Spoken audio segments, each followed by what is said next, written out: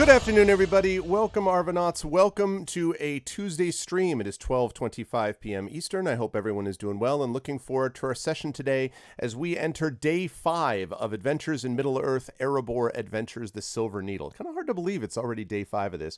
Also hard to believe that it's August 18th. I go back to school next week because the semester starts early, because they want it to end early because of coronavirus. Oh, boy. Anyway, but I am looking forward, of course, to our wonderful session today with our wonderful players as we continue to move forward into the lands of Middle-earth. But before I do that, just a couple of reminders about ways that you can support the stream. If you haven't done so already, please make sure to follow the channel. That is always appreciated. Please make sure to check out our YouTube with !ArvTube, Discord with !ArvCord, Twitter with !ArvTweets, and the website for all of this, of course, which is arvaneleron.com. On the financial side, !ArvShop will give you access to various merchandise, including Infinity and Beyond, and this Adventures of Middle-earth crew, soon to be with new illustration stuff reflecting our newest character from the incredible, inimitable Terry Toons.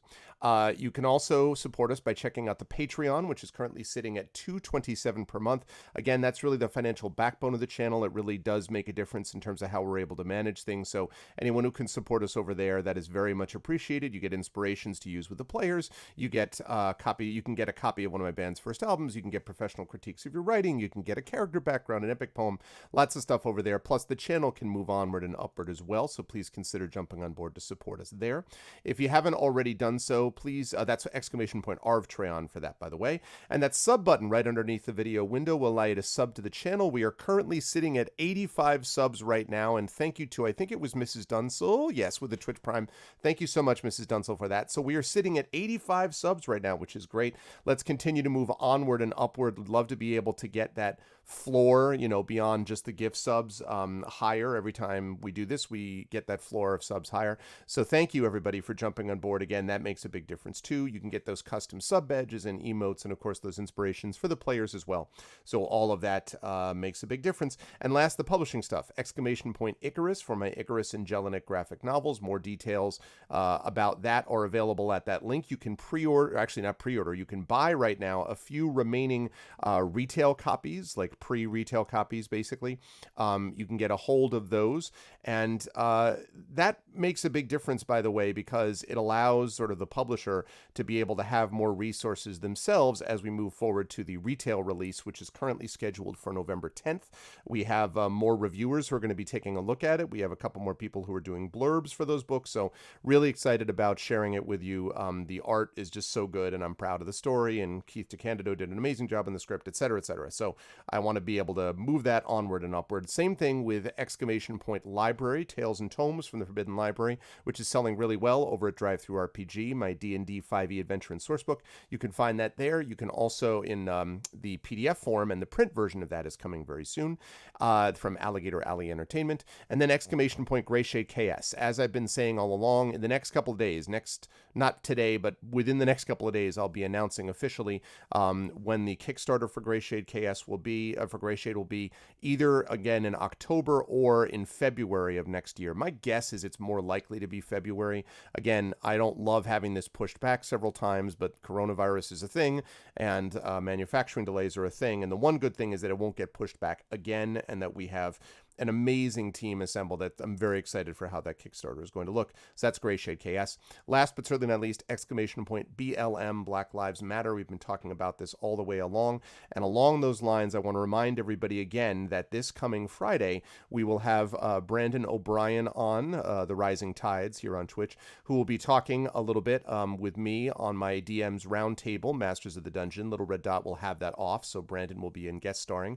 And we'll be talking about things, including the sort of process of tabletop gaming and its intersections with Black Lives Matter. And then you'll see more of that on Sunday as the premiere of Sound Clash, The Clampdown, which is Brandon's tabletop role-playing game, is going to be premiered at 8 p.m. this coming Sunday on this channel. Again, very excited for that. The overlays that Shadowed Mage has done for this are on point. It is an all-by-POC cast about a world in which you play a punk rocker battling against the man and oppression and other other rival bands using your musical magical powers. It's pretty badass. So I can't wait for that, and that's coming again on Sunday at 8 p.m., so you will not want to miss that. We'll be talking more about that in the next few days. Schedule-wise, today we have got Adventures of Middle-earth Erebor Adventures. This afternoon we have had a move back, unfortunately, of D&D. That will be happening to next week. The reason is because we have a schedule conflict with one of our players. Actually, Mike's internet is now in and running, but we have all agreed that we're going to be back next Tuesday. We will be here next Tuesday. Fear not, it'll still be in August. It still counts. So D&D with GOG Storm King's Thunder will be next week. So we're doing Adventures of Middle-earth now, and then at 4 p.m.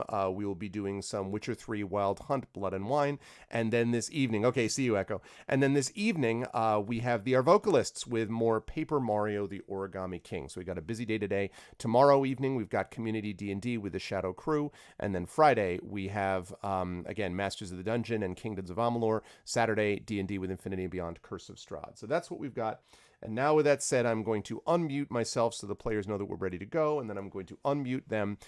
This is a very awake crew today. I want you all to know they are super awake.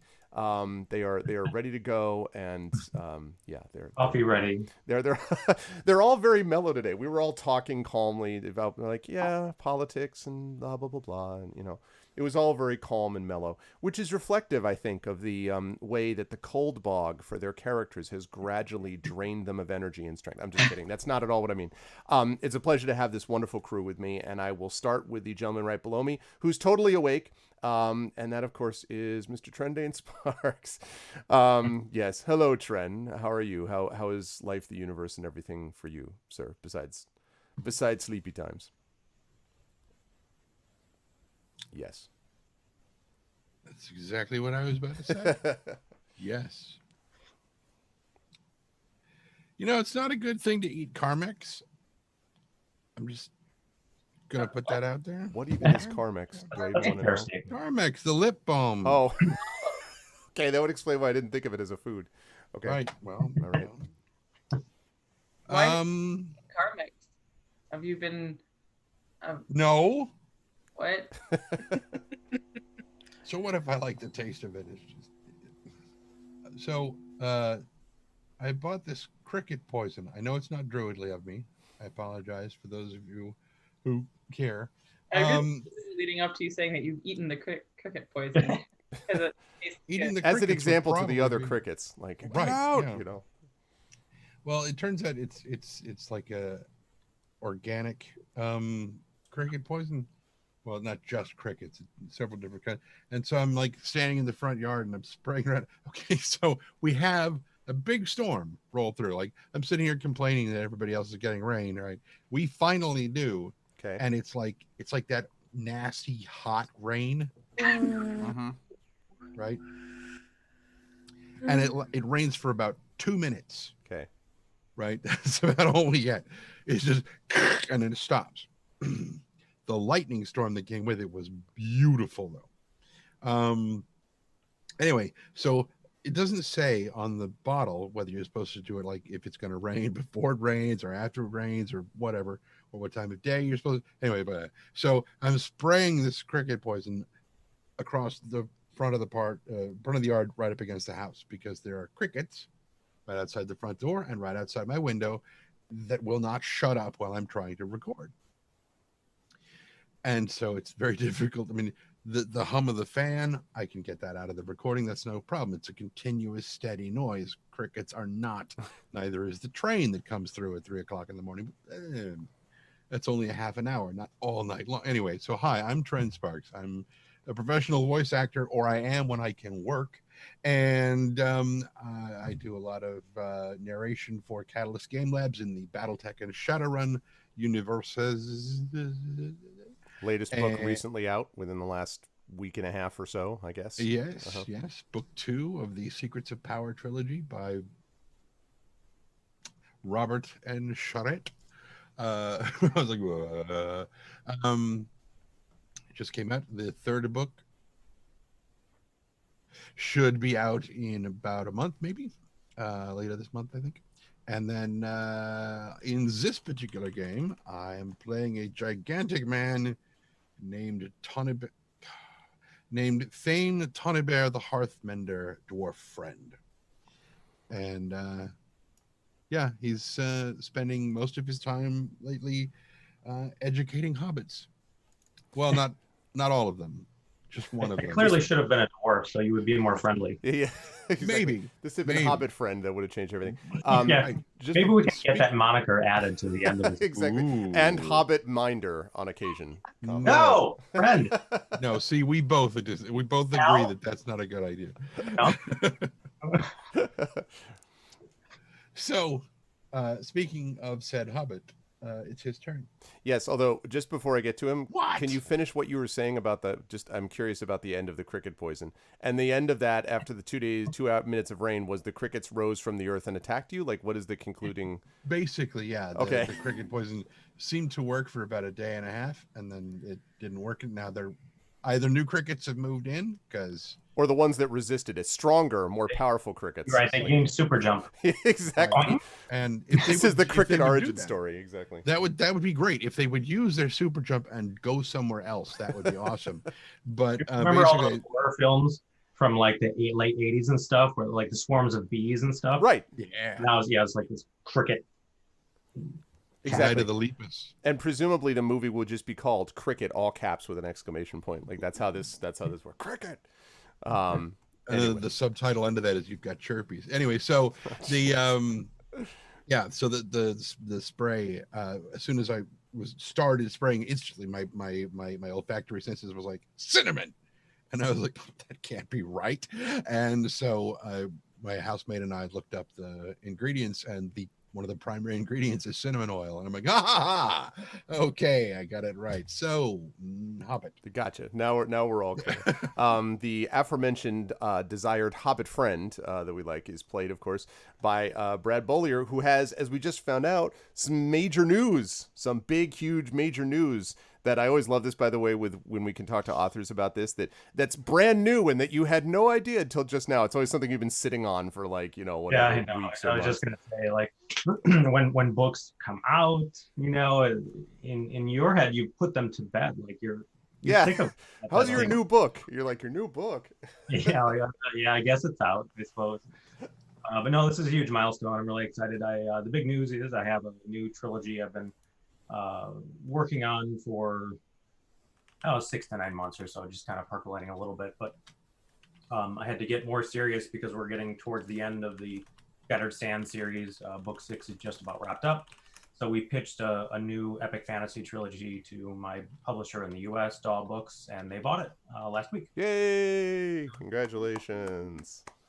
That is good stuff. It's nice. I have a partial already written, and I went a little farther than I normally do especially on a trilogy. I have the whole trilogy mapped out to a greater degree. It's not outlined or anything, but it was a fun experience just to push a little bit harder on the outlining and the arc of the trilogy itself. Mostly with an eye of trying to keep it at trilogy length, because my natural inclination is to write a few more books than that. I've noticed, yes. Yeah, so I mean, in the books themselves, as opposed to the Shattered Sand series, which is many different characters, up to 8-10 viewpoints in the middle books. This will be 2 main characters with a few interstitial scenes of villains and allies, here and there, but basically just 2 POVs. So that'll be fun to. Yeah, wow. Yeah, that's very cool, and I love the inspiration art that you showed on Twitter is maybe a clue, partly into the nature of this thing, I assume. Yeah. Okay. Yeah.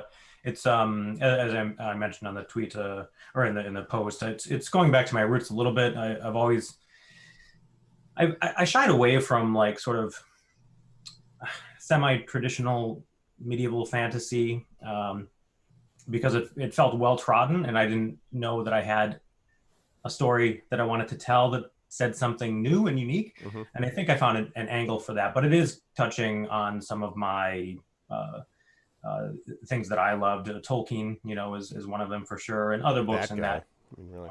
So it'll be fun to sort of explore that and hopefully bring a new twist to it. Awesome. No, that's great, Brad. Congratulations. Well deserved. And who are you playing in our campaign today, sir? I am Bolobras Took Bolo. Who is an excitable, very enthusiastic hobbit. Yes, indeed. With many layers, the peeling of the onion that is Bolobras He will is be eager interesting. to impress. Yes, exactly. That way. I was laughing at the watching as I was watching, getting ready for the recap today. The very end of it, where Amal said something to the effect of, or sorry, the River specifically said to the effect of, because you said, you're like, yes, but Robar's gone, but I'm here now, and she's like, yes, and thank you for reminding us that Robar's not here, and you are here. It was cracking me You're up. welcome. And yeah, exactly. I'm so happy to be part of this. Arudinel, yeah. Actually, Brad, I'm gonna, So it's easy for things to. yeah, no, absolutely. Welcome. Different. Exactly. For my presence right here. So Brad, if you wouldn't mind in the Twitch chat, Arudinel, my mod, is going to put info for you to replace the previous player, so we can get you into our little chat command. So would you mind typing into Twitch like specific links you'd like your website, Quillings, I know, but like if you wanted to put up a link to the latest book or whatever, you could do that, and then he will add that in the Twitch chat if you can. Are you Okay? Yeah. So I'm terrible with names, so he's Bolobras. Yes, actual name is Brad Bollier, but he'll spell that out and everything as we go through. Always a pleasure to have Brad with us. What's that again? Brad Bolobras. Yeah, Brad Bolobras, exactly. Actually, Bolo Brad is literally just your Bolo Brad, yeah. Brad Bollier, Bolo Brad. Yeah. Oh, was that on purpose? No, not on purpose, but certainly maybe subconscious. All right, as Brad puts that stuff in. One of my favorite manglings of my last name is Bolio. Bolio. Which very much sounds like a disco star of the 70s, just like Bolio and his triumphant tour of Latvia. Anyway, but always a pleasure to have Brad with us. Brad will put that stuff in over time. As we do so, we move on down to Terry Tunes, who has been showing off a lot of her latest work in heraldry. We were talking somewhat about heraldry and about World of Greyhawk heraldry, because that's the kind of cool stuff we do in this chat, all right? Real world conditions. That's what we're all about here. But it's a pleasure to have Terry with us. How you doing, Terry, during your work on heraldry? How's life, the universe with you, and who you're playing? So sorry, I just can't shut up about it. It's just so interesting to me. And I realize it's not so interesting to other people, but oh well. Yeah, what's up? We're all geeks here. Yeah. Yeah. I mean, We're interested. Though, like, heraldry is like a very niche, I feel. Like extra niche. Yeah, I've been drawing a lot lately. A lot of heraldry things, not just heraldry things, but yeah, that's been happening. Aside from that, yeah, things are good. A lot of storms lately, like every day actually, which is nice. It's cooled down finally. Yes. Here too. Trend just like, yeah, beautiful. And I am playing as Thane Inge Homefinder, daughter of Ida Council of Dine II, who is a dwarf of the Erebor, and now a clan leader. And she's a wanderer and a stonemason. And also really pissed at Roba, fucked right off. So, yes. So, yeah. Oh, also she has a pony sidekick. His name is Lilleman. Yes. And he is a good boy. Who actually, do we have the token? Yeah, we do. Okay, good. I want to make sure that Lilleman's token was definitely there and available with, hit points intact and all that. There are no hit points. Nothing is more enjoyable than the game of scaring the players about the law. Amal feels it a little less because Stone is designed to get into combat, but anytime there's a whisper that maybe an orc could come near Lilleman, there's always like, you realize that he's protected, right, by rocks and stones, and there's like lots of things around him, and no axe can touch him because he's a pony that's immune to orc axes. You realize that, right? Yeah. So Definitely protected by at least one stone. That hey. And that amazing pun came to you, of course. Thank you, Terry. Always amazing to have Terry with us. And that pun came to you from the amazing Amal Almatar, who just won another award, which is an Aurora Award for was it Best Novella was the category? Yeah. Again, an Aurora Award. So like, so- I love how Canada gets to that at the end, right? Like everyone else in the world is like, here, have this award, and Canada's like, and now here you go, Canadian. Here's your final, the last lap as you head home is like, here you go, last award for This Is How You Lose the Time War. How you doing, Mal? Congratulations in all seriousness. Yeah. Thank you. It's actually the first time I've received a Canadian award. Really? So yeah. Interesting. I mean, okay, not counting like a municipal poetry prize when I was 12 and like a university department, similarly also poetry prize thing. It's like an award by an association and stuff like that in Canada I have never received before. Wow. So, and I have been writing for publishing for 15 years-ish. So it's nice. It feels nice, and was genuinely surprising. Because I have been like up for the Aurora Award before. I never won before, so it's very nice. Although it's not actually the last award that we're up for this year, because we just Faya magazine, which is wonderful. Oh, that's right. Just like this absolutely fantastic magazine that I'm so excited to see them just go from strength to strength, has launched their own award associated with the magazine called the Ignite Award. Ignite Awards. So totally out of the blue, all of a sudden yesterday learned that thank you, Tran, is up for best novella there. But the co-finalists in that group are like absolutely tremendous once again, and like I really cannot recommend enough looking up the Ignite Award finalist list, because it looks really different than a lot of the other ones that have been around. Like the Nebula and the Hugo tend to have a lot of overlap between them. The Hugo and the Locust tend to have a lot of overlap between them, right? Because similar communities are reading them. But Faya is the way they put together this list was like they've put together a juried list for this set, and they're opening up to members of the public to vote on. So it's a really neat kind of blending of things, and they have broken up a YA and a middle grade section separately, and there's just, I don't know, I'm always very excited as a reader to see awards lists that have stuff on it that I haven't read or that I'm not familiar with. And it looks really, really great. So I'm extremely honored to be listed there, and I'm just delighted people like the book. It's cool. There always comes a point in the overwhelm of like award cycle stuff where I paradoxically become convinced that everyone's actually sick of hearing about the book and doesn't want to would just like me to stop. So it's just nice. I had nothing to do with this. Other people are just being very kind to the book, and that makes me happy. By the way, Brandon O'Brien, who is also the Faya poetry editor, has a poem up in those awards. Also, Brandon, and I'm bringing this up because Brandon is, as we just said, going to be GMing his the new TTRPG. Oh God, Sound Clash, The Clampdown is the name of the campaign. Sound Clash is the name of the game on Sunday, and we'll be on for Masters of the Dungeon. But I had a chance to actually read in Uncanny Magazine, because I hadn't read it before, the poem Elegy for the Self, as I think it's Villeneuve's, not Villanueva, so I think it's Villeneuve's Beast.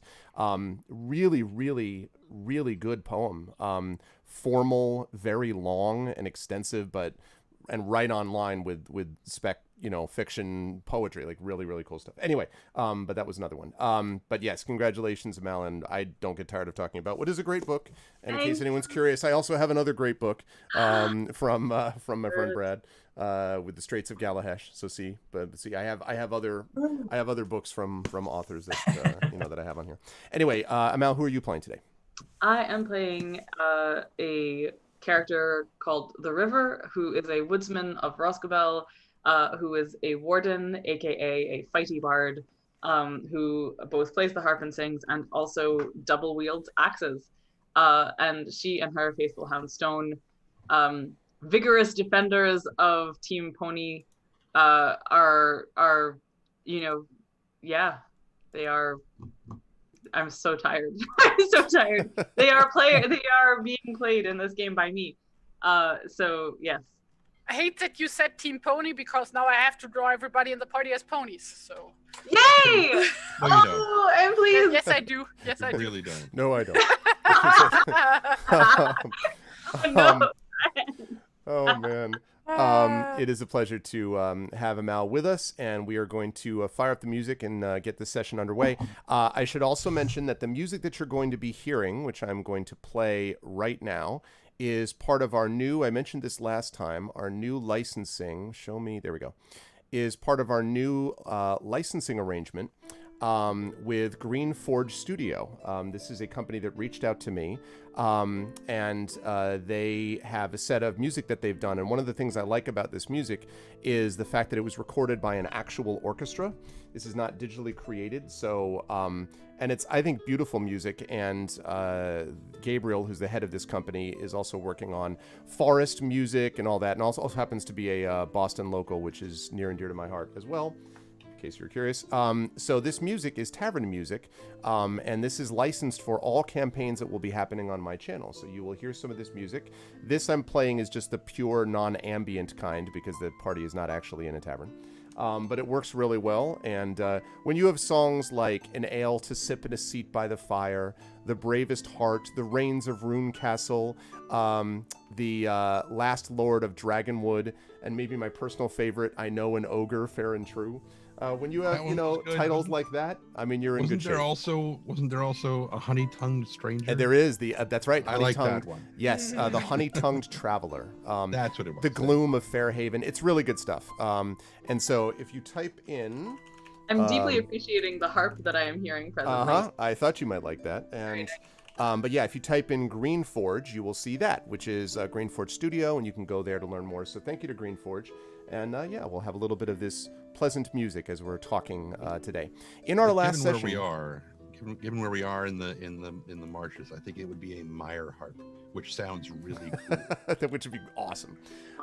In our last session, the party has been tracking down a group of bandits, which they have been pursuing from the gates of Dale, a group of bandits which had attacked a well-known seamstress in the city of Dale known as Kelda. The party managed to, with a little bit of difficulty, because these tracks were, and oftentimes through areas that didn't, retain many, sort of clues of the bandits passing, but the party managed to track them all the way into the very northeasternmost, let us say, area of the Long Marshes, or at least a portion of the Long Marshes, which is known more popularly in this area as the Cold Bog. There are cliffs and crags that rise off away to the party's east, and in this marshy, miry area where they are, the party has lost the trail, or at least not entirely lost it, but that doesn't really have a clear idea of where they're going at this point, except they're tracking them down. That raised some concern among the party, some of whom, for example, Tani, wonders whether or not they're being led all this way, or whether, in fact, they are actually tracking down the bandits that they could. And yet it hasn't been easy, so the party hasn't totally been able to figure this out. All while in the midst of trying to get accustomed to their newest member, at the moment, newest groupie, maybe, who they, don't and maybe think of as an event as one of them quite yet, maybe.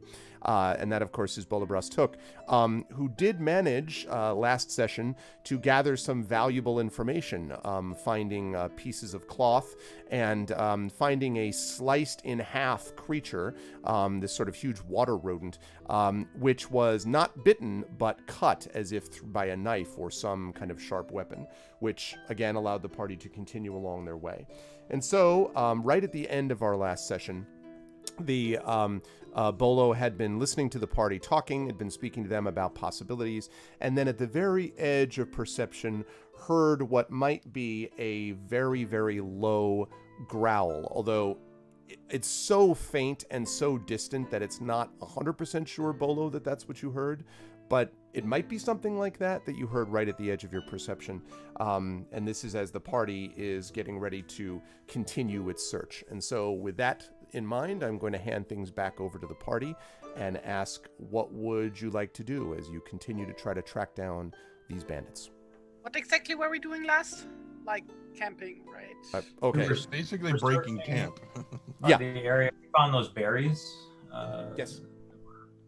Sort of Yep. tramp on a little bit. And you guys were looking for like hagweed or something? No, we turns out wait, did we actually end up looking? No. We were trying to find tracks, right? Yeah, also Right? we're trying to No, find I don't herbs, remember. but the hagweed, as it turned out, Tani said he was well stocked, and so was okay in that regard. No, he's well stocked on reed mace. Oh, that's right. I'm sorry. You're right. Reed mace, not Hagweed hagweed. is the thing I beg your that pardon, you're right. It's much more dangerous to don't acquire. have any of. Yeah, you're right. Yeah. That's right. So yeah, but you were just about to break camp. And so, depends on what the party wants to do. If you're going to continue the search, then I will ask the party to, specifically, I believe it is Bolo and Tani, to make their checks that they've been doing all the way along to see if they can pick up this aspect of trail. And again, Survival. just to sort of set the scene too, I'm sorry, Trevor, just very quickly. Okay. Remember, this area, the reed is very thick. The fog is heavy. And again, I mentioned that it's very cold here. It is humid and very uncomfortable, but it's sort of that cold and clammy as opposed to overheated type of stuff. And so there is kind of it does feel a little bit like a sapping of energy because of the sort of cold and clammy experience. Wait, quick question. so Did we not, sorry, are we breaking down camp or setting up camp? Because I vaguely remember there being we decided on watches and that River and Bolo were going to watch together and stuff. Oh, that could be that. I think we were setting up camp. Setting for up the camp. night. That's right. Yeah, that's right. Because Yes. we had like an hour or two of light left, but we decided it wasn't worth it. That's right. That's right. You weren't going to keep going. Okay. Yep. You're right. So you will be setting up camp, and I believe when I know that your River and Bolo were going to watch together. What was the order going to be for all of you? Was that going to be initially, or? Inge was doing Darkest. midnight shift, yeah. Yeah. Because she Tani. can't see in the dark. Yeah, Yeah. so Tani first, and then Inga, and then River and Bolo And then together. River and Bolo. Okay. Okay. So, as I'm going to ask, actually, let me start with Tani. I'm going to have you make a perception check for me, please. Let me pull up my dice roller. I don't know why it's not on Oh, screen. this music is so beautiful, and it is absolutely lulling me into. Yeah, sorry. I don't want to make anyone fall more asleep, but I was just... I'm gonna, I find myself actually just putting the music up to listen to it because it's so pretty, and then going, no wait, this is having an undesirable effect. I will put it down again. But yeah. Told you it's good, right? I was So I liked good. it, yeah. Okay, so let's see what that perception looks like. I will remind chat that inspirations are a thing. You have inspirations. 10. Okay, so yeah, Tani, as you are sort of out looking, and I assume you have a low fire maybe that is being, you might Low and tend just a smokeless. little bit. Okay, right.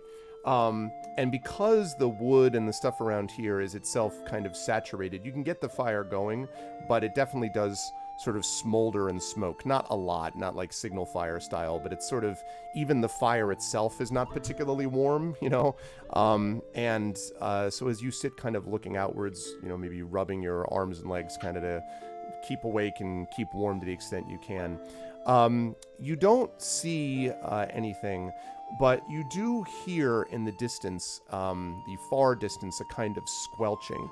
The problem is it's not specific. It's not like squelching towards you or anything like that. It may just well be, things that are moving in the night around. But it does suggest that the bog is not completely deserted of some life. It's not anywhere close to where you are at the moment, though. So I'm letting you know, in case you care, that is what you have heard. Never mind. No, I'll as one would, keep an ear on it. And, occasionally enjoy the moments where I have to turn around and sit with my back to the fire, since it's not warm enough to warm you all the way through. Quite so. While you're facing it. Yep. And that's the best time to really be on lookout, is when you're facing away from the fire instead of trying to stare through it and screwing up your night vision, what little you have. But yeah, just maybe occasionally snack on a piece of bacon I had left over in my pocket. All right. You do that. Nothing else changes during the course And then, of course, your... inform Inga of it Okay. when we changing of the guard. Inga, when your watch comes, I'm going to ask you to make a perception check also, please. This is maybe an hour after you've switched up with Tani. Much better. Hey, there we go. Oh, and we have a 21-person raid from Wenchkin. Hey, Wenchkin, thank you very much. Welcome, everybody. Welcome, raiders from Wenchkin. Wenchkin is in Australia, and so is always kind of finishing up at the time that I'm starting or whatever, or in the middle for these Tuesdays. Good to see you, Wenchkin. Thank you so much for the raid. I appreciate that. It's very generous of you, man. You folks should follow Wenchkin if you have not done so already. An officer and a gentleman, and welcome, raiders. Okay, so Inga with a 22. So you hear in this... Okay, wait. As much as I like this music, this really does not fit at the moment. Let's move on.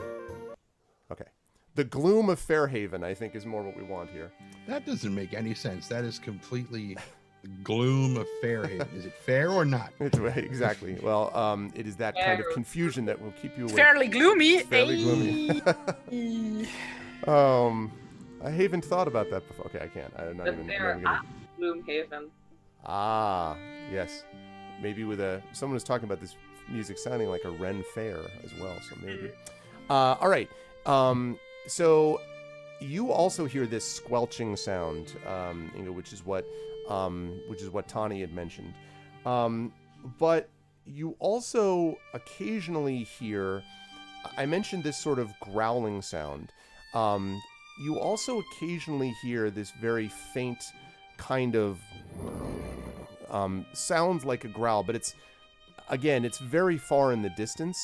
These sounds continue not to come close to you, but you can definitely hear them in the distance. Even with your ability to see in the dark, it is not easy to see through the mist and fog that surrounds you, but you can still hear those sounds coming, again, accompanied by this sort of squelching sound, like steps that are being taken by creatures of some kind. Not approaching the camp, but in the distance. Can I identify what is making that sound? You can try to do that. Make a nature check for me, please. Does it get any modifiers because known lands? I don't know. Or the Wilderland. Or the fact that you're like still in the Wilderland, I think I only get perception, like double. Right, I was going to say, I don't know if this affects nature at all. Perception will be different. I don't know. All right, well, double check. As you're checking, I will say that not really. It sounds to you like there are... the squelching may or may not be coming from several creatures as opposed to one, but you don't have any... You don't know for sure what particular creature might be causing it. It's, kind of erratic, so it's not a constant... It's not like crickets outside of a voice actor's, window, for instance, or anything like that. So basically what this means, either it is too far away / distorted, or it is something that I don't know. Probably the former rather than the latter. It's probably more that, it's too far away, would be your guess. Okie dokie. Yeah, I just stay vigilant and keep my eyes on where the sound came from. Okay. Nothing else passes during your time, and so when your watch has come to an end and you're able to hand things over to Bolo and the river, which I assume is somewhere around 2 or 3 in the morning, something like that. The squelching seems to have died down a little bit, and it's gotten even colder, if possible. So it's actually like genuinely chilly at this point, despite the best efforts of the fire behind you, what's left of it to warm you. That's very nice. Yes. As you wake them up and prepare them, it is cold for both Bolo and River as they wake up.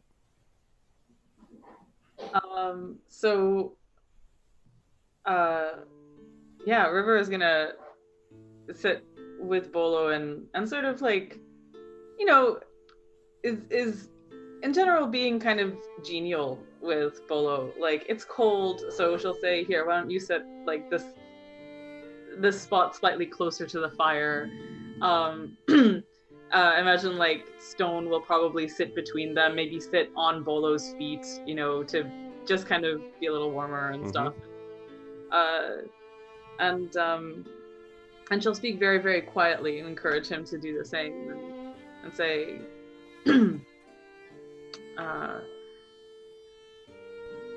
so what do you think of this so far? Well, the area. Bolo gets up and does some calisthenics to like warm up and get himself ready for the watch. Calisthenics are like exercise. He does like jumping jacks and some stretches and stuff, and I see. And then so Stone is the wolf. Dog that bigger than Bolo, yes. He's this dog. Oh yeah. Cute. Yeah, I'll ask about Stone. Like, how did you come across Stone? Where did you get him? Her? Him. We raised these hounds in the village. I had him as a puppy when I was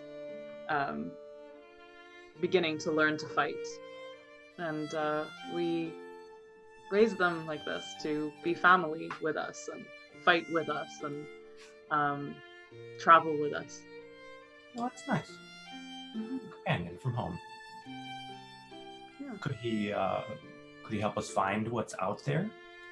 He has been. We still hear the squelching noises or whatever. Yeah, we should make a perception check, actually. Well, I mean, I'm imagining this conversation happening very quietly, like while River is keeping like half an ear out to what is going on. But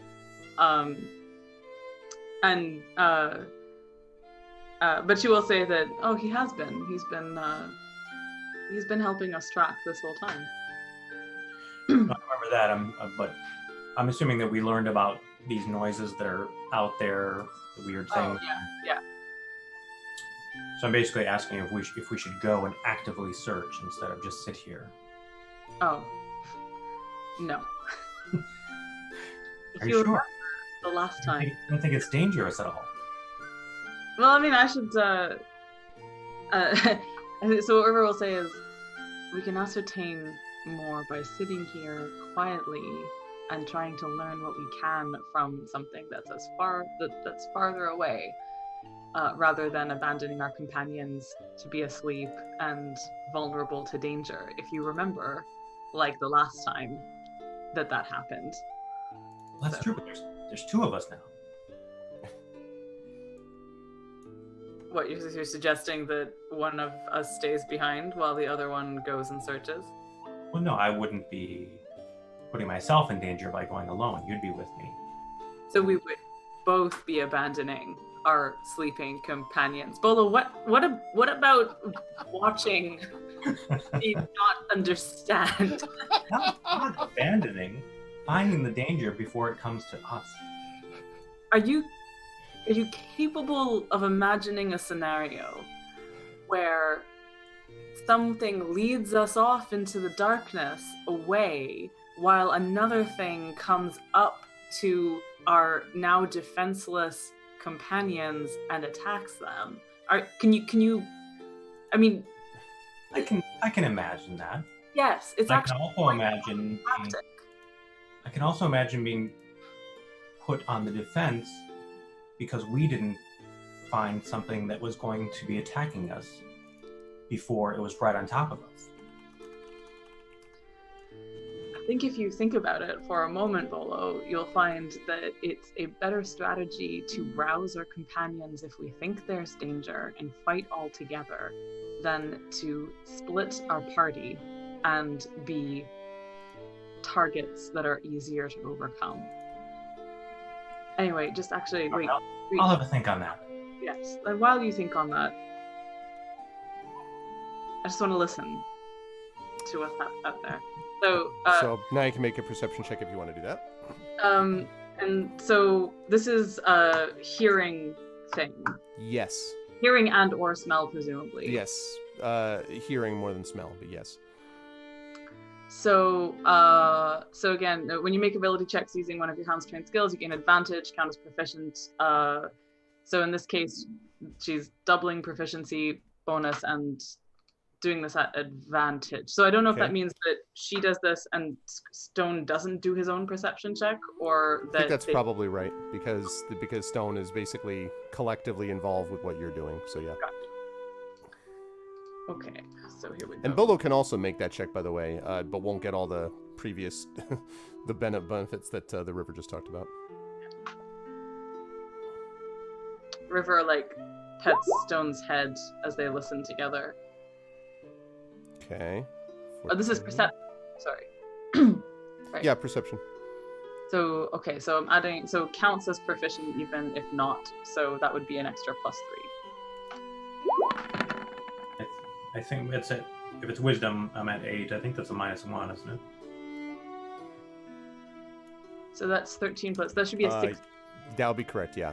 And sorry, Melon. So you're looking at what do we have here? 13? 16. 16. Okay. So Bolo ends up with a 13. Unless he's got points in perception. Right. So I would say Bolo is able to hear this, does hear this same sort of squelching, maybe the occasional sort of growl that you heard before. River, the thing you notice about this as you're listening, and that Stone kind of, at several moments, the way you notice this really is that Stone is kind of moving his head around, and it strikes you that although again, it's not particularly directional, like go that way, part of the reason that sound is not directional is that it seems as if it's moving not towards you, but around you. So at a very far distance, if you could imagine the sound kind of circumventing you, maybe might be a good way to put it, so that you notice that the sound over time, squelching, an occasional very faint growl, is moving from directly in front of you to your right, and then gradually behind you, and then as you keep listening to the left again, as if something is circling at a very far distance around your camp. Huh. Or several things are moving around? Or several things, it could be. Does Stone seem distressed by this? No, but Stone seems very alert, but not distressed as of yet. Okay. Is the sound constant, or is it just there's a little bit of sound here for a few seconds, it fades, It's more then that. it shows somewhere else? It's more that. That's right. So So River- it is possible they could be at all points and they just do it at different times, but that seems unlikely because when you hear the sound, it sounds the same. It's just coming from different directions. But yes, it does show up and then fade and then show up and then fade.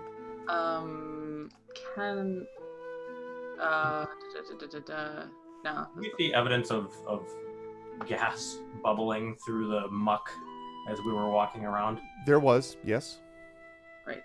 Does it sound like that? No. It may be partially that sound. You also hear that sound too, I guess is what I would say, still a little bit. This seems to be a little louder than that.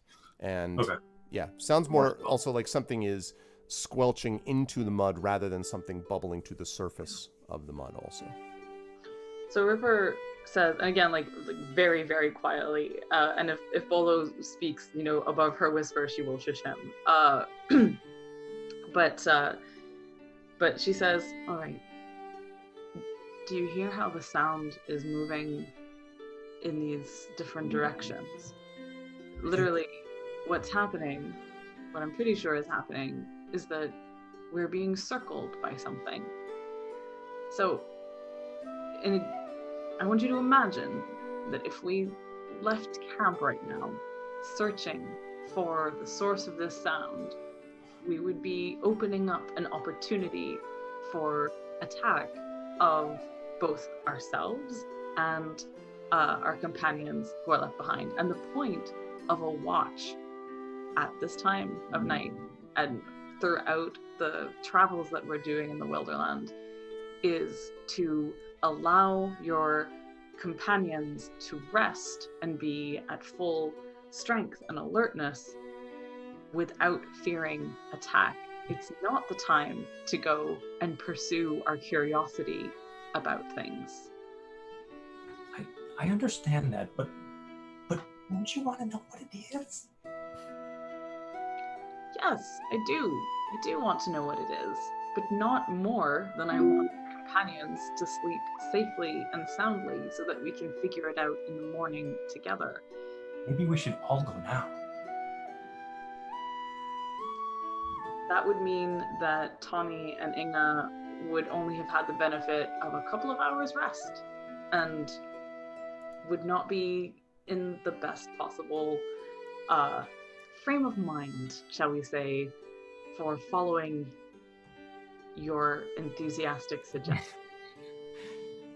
All right. Well, that's true. Sleep is important. Yes. I do have to say, I mean, I don't like to deal in stereotypes, but the hobbits of my acquaintance in the past have demonstrated more inclination towards creature comforts than you seem to. Have you camped under the stars like this before? Yes, here and there. Mostly in the forest. Sometimes in the hills. Quite like it. And what makes you seek out these kinds of travels? My love to find things that I haven't seen before. I feel my world was rather small. I'd like to see it grow. And this is part of it, so thank you for having me on this journey. I hope I'm helping.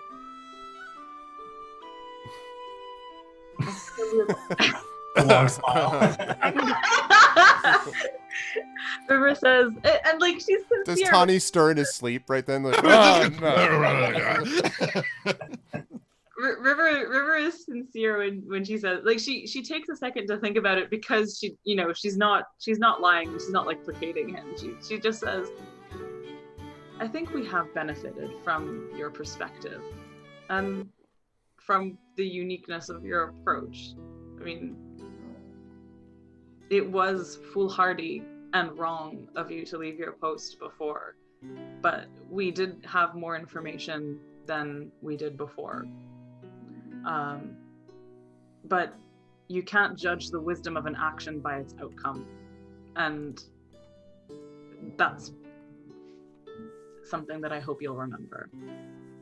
But I wanted to ask you, what things have you found in your travels that pleased or delighted you that you didn't know before? Oh, new languages. I'm starting to learn Elvish. I'm not very good at it yet, but I'm getting there. I take out a little book that I'm learning from. Music, especially. I'm learning how to play a lute. I'm also not very good at that. Oh. And food. I love trying new food. I'm trying to make it. Oh. Well, that's lovely. I think you'll find several of us share most of those interests. Well, why are you on this long journey?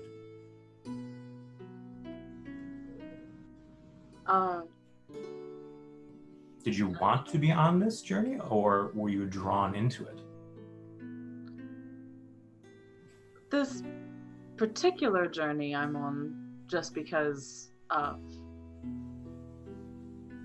wanting to be with my companions and defend the lands that we have made our homes in.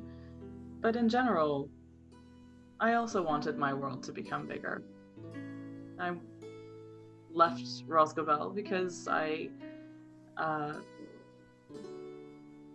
wanted to live as much as I could in the time that I thought I had, and see as much of it and protect as much of it as I could. That's good. I knew we'd get along when I first saw you. Did you? I did. Well, I'm glad to hear that. Anyway, I imagine they pass like more companionable time and stuff. Okay. Yeah. So, What? ooh. Wait, what? What is this? All of our As ponies. Yeah, no, I know, I Well, know. It's all of them as ponies and Connie as a Clydesdale. Okay, look.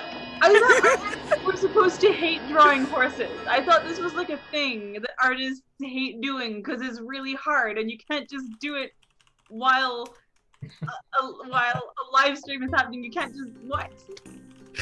You're so good at your job. It's just not okay. Yep. Thank you. There's a Our problem. little pony. Our little pony. Exactly. That's like her, favorite. Anyway, amazing as always from Terry. Unmade Gaming. No, I love this music, but no. Yes, I saw Unmade Gaming, and thank you, Mike, for being here. Good to see you, man. I hope all is well. Thank you so much for the host. Orange. Let's see. Orange. It's an in joke between Mike and me. Oh, okay. But yes, yeah, it is. That is pretty good, as always. Thank you. So the rest of the night passes more or less uneventfully, without any sort of further. The sounds continue, but nothing, continues to increase in volume or proximity or anything like that. And as the next morning dawns, you do see, it's not one of those things where there's a complete cloud of darkness. I'm just in the middle of, my daughter and I are reading Return of the King. And so we're just in the part where the muster of Rohan, where the Rohirrim notice that they wake in the morning and Mary notices that there is no sun because the dark cloud sent forth by Sauron has now, over the land. So this is not like that. There is a pale sun that just can be seen on the edge of the horizon as dawn arrives.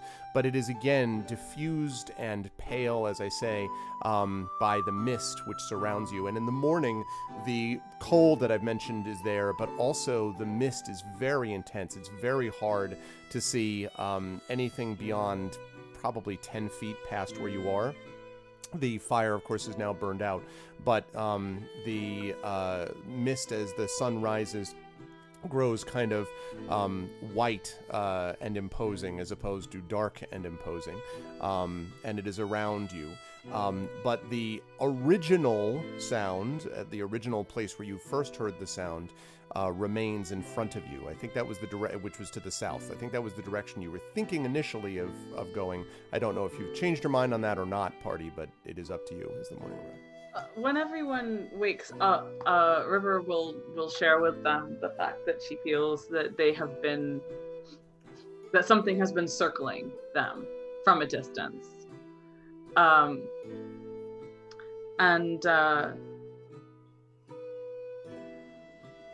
Yeah, anyway, she'll say that. She'll that she doesn't know what it was, whether it was creatures, whether it was something accompanied by a creature, and it was a distance away, but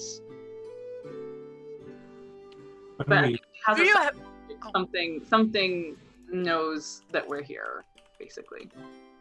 Do you think it's worth investigating further, or should we just press on? Well, I was just wondering the same thing. Like, if did we hear the noises along the path that we were going to take anyway? Like, I know they were all around. Yes, so, they would be. Yes. Bola says maybe we could just try to spread out a bit as we go forward and just cover some ground and see if we can find evidence of tracks. Well, I mean, it's really misty, right? It's really like the visibility's not great. Right. We shouldn't separate here. I think it's way too dangerous in these marshlands. One wrong step and you might be drowning. So, but yeah, how do you guys feel? Should we go track that thing down, or should we be on our way? Because time is kind of the essence here, so... I think so long as we stick together, that whether we're being led into a trap or whether we're being circled by other creatures, that I have confidence in our ability to tackle any problem. Greg, how well known is it, like, whether or not there are like hungry wolves in these lands or something like that? There are definitely hungry wolves and other creatures, but not that you've heard necessarily in the bog. This is a strange place because it's not that, I mentioned that there was last time, I think that there was a story about those who came and never came out again, but you don't get a lot of that. It's more that people don't come here in the first place because there's no real reason to go here. So it's not specific to this place that there are hungry wolves. But there are definitely creatures that can be dangerous. But you don't, as I say, your knowledge of the cold bog is usually that it's a place people stay away from because there's no reason to go. And even if you were to kind of make your way through the bog to the west, let's say, you end up going into the long marshes and then eventually into the mountains of Mirkwood. So it's like free peoples don't go that direction. They're going to go one of the forest paths or something and stay away from this area. So...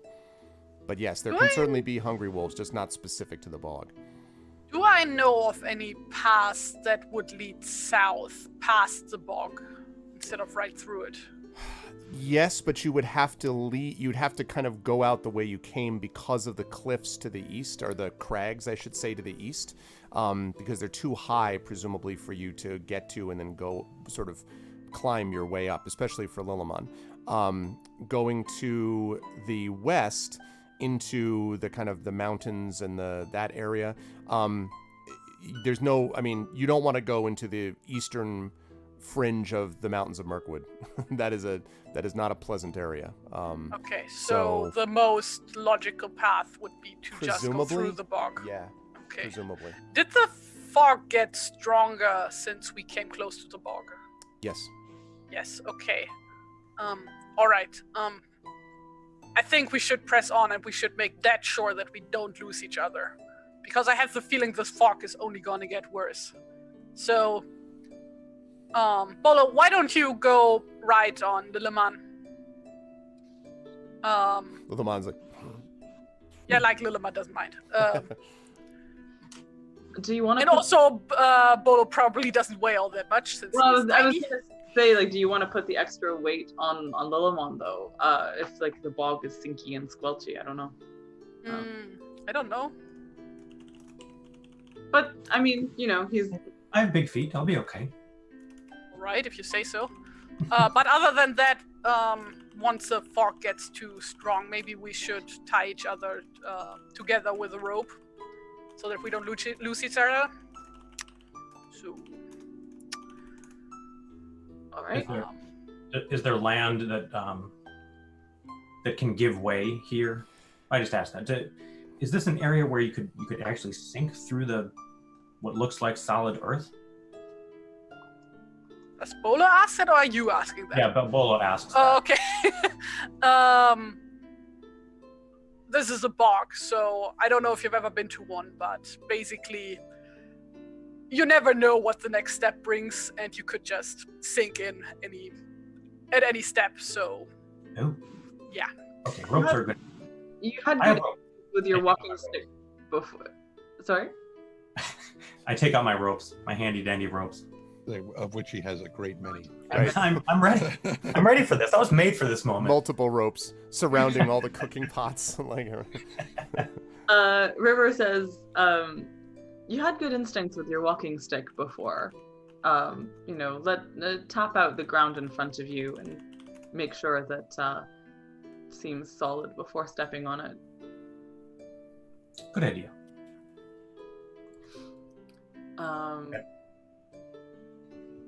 I We'll guess. rope each other up, I assume, and Yeah, I guess. Okay. Like, tie the ropes to our belts and stuff. Okay. And are you gonna go in single file, or now that you are roped up, are you going to, as Bolo suggested, spread out a little bit as you go forward? Actually, what Tawny was about to suggest is that we Fan out. Yeah, a little bit, especially try to search a bit on the way. Mm-hmm. Okay. And Inge is gonna concentrate specifically on leading Lilleman. Okay. But I suspect you want our 2 survival checks. I do indeed. Either investigation or survival from Bolo and from Tani. Are we still tracking at this point? You are still tracking, although yes, I'm not going to complicate it. Yes, you are still tracking. Wow. Nice. Someone got some sleep, I see. For us. Is it 2 rolls? Yes, 2 rolls. Each of you make 2 checks. Wow, that's like this. What? How? What? Wow, Amazing. that's crazy. Great. Also, yeah, it just struck me that you made the exact same roll on both dice twice. That's impressive. Okay. No, again, I love the music, but no, not appropriate for this moment. No, not the last barrel of mead. All right, there we go. Oh, that sounds like a sad song. Yeah, exactly. Okay. So, you got that 7. Okay, so you got the 17 and the 5. All right, so the 5 is where you're like, whoa, look at this rope. But Are there any bonuses to that? Yeah, I have intelligence 13 for an investigation. okay, so that would be in 19 then. I still don't have my proficiency, so Yeah, that's okay. I have to, and I'm still working on trying to get someone who can do the sheet, so I haven't forgotten. I'm looking into it. Okay. So your proficiency would be 3. So that's true. So 19 52 is 1. I'm a curious little person. So that would be 20. Okay, so well over. All right. So so that definitely the second roll, even with those bonuses, isn't probably going to help, but the 20 plus is definitely going to help for you.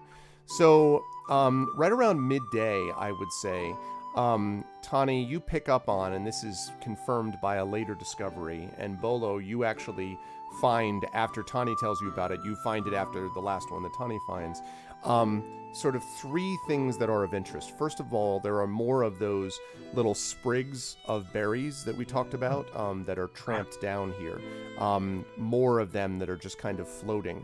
And it looks now more to you, Tani, as you look at one of them as if, because some of these look to be eaten, and it looks to you as if this is almost like someone's walking along or something is walking along and then like eating something and kind of tossing aside, what's left into the muck and the mire around you.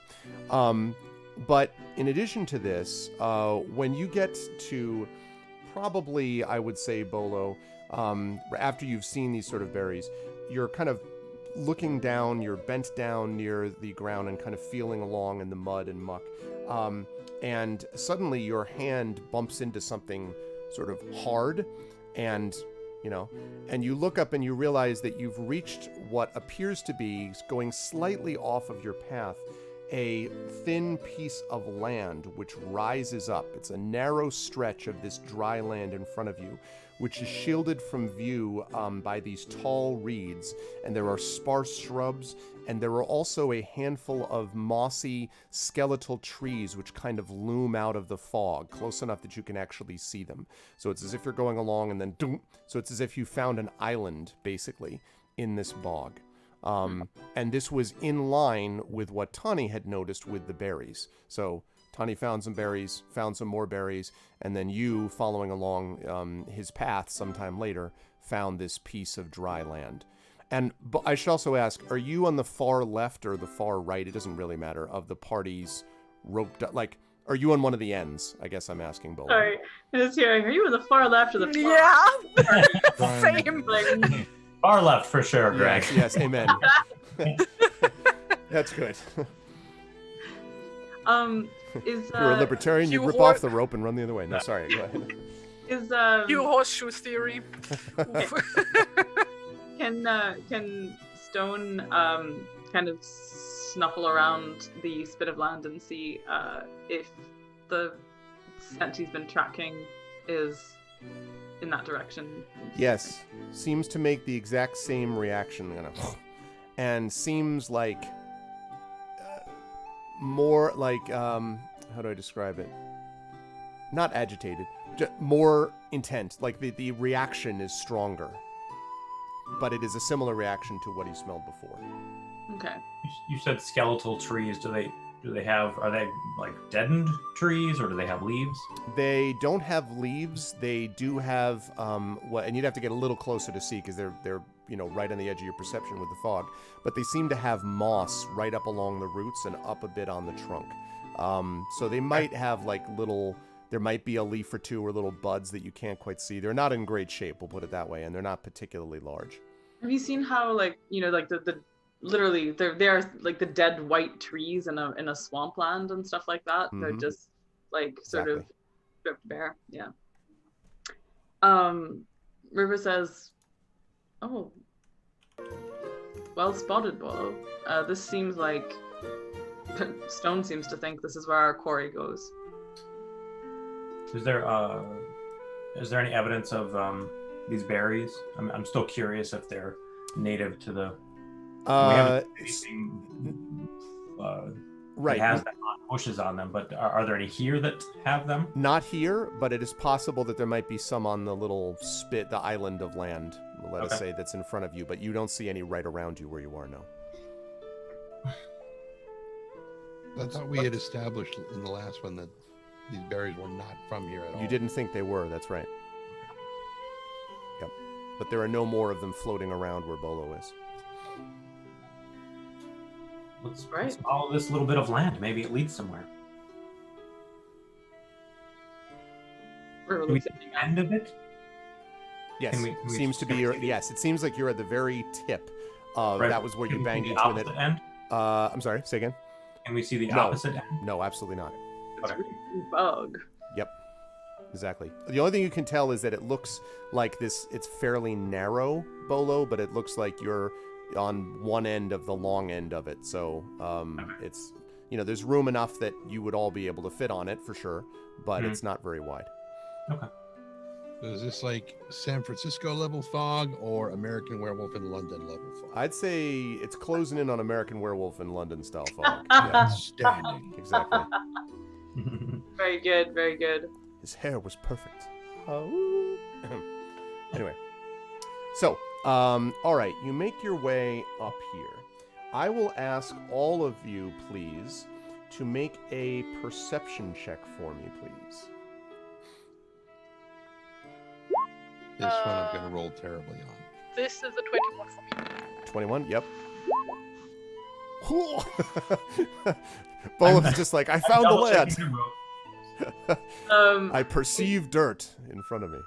Do we want Yeah, it's the only thing I see. Okay. should I will be guided by you in this. Okay. Should I make two separate perception checks for River and Stone, or like the one that is more bonus E? But what would make more sense here? More bonusy, I think. Okay. Yes, pea soup type fog. Hound of the Baskervilles type fog, you know what I'm saying?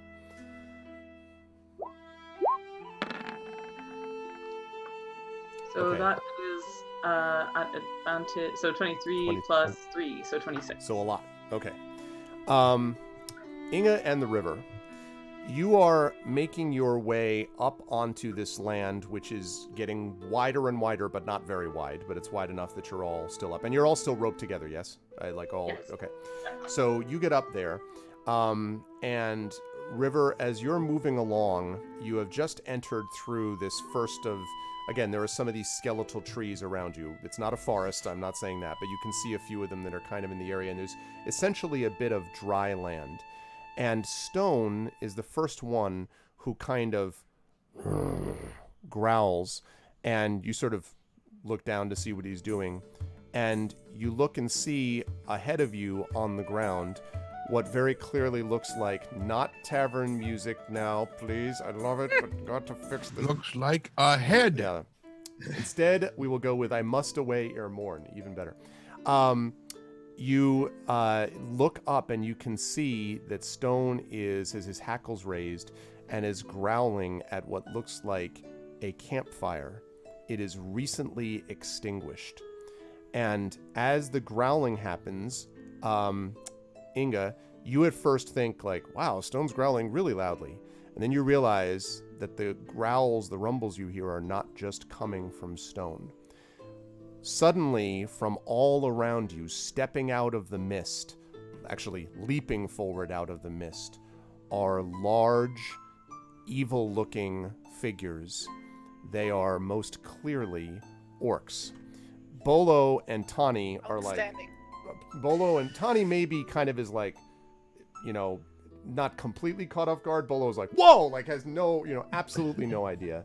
But Tani, you are also going to be surprised here. I will let the party know mechanically that some of their successes had an effect on the previous to this had an effect on the difficulty check here.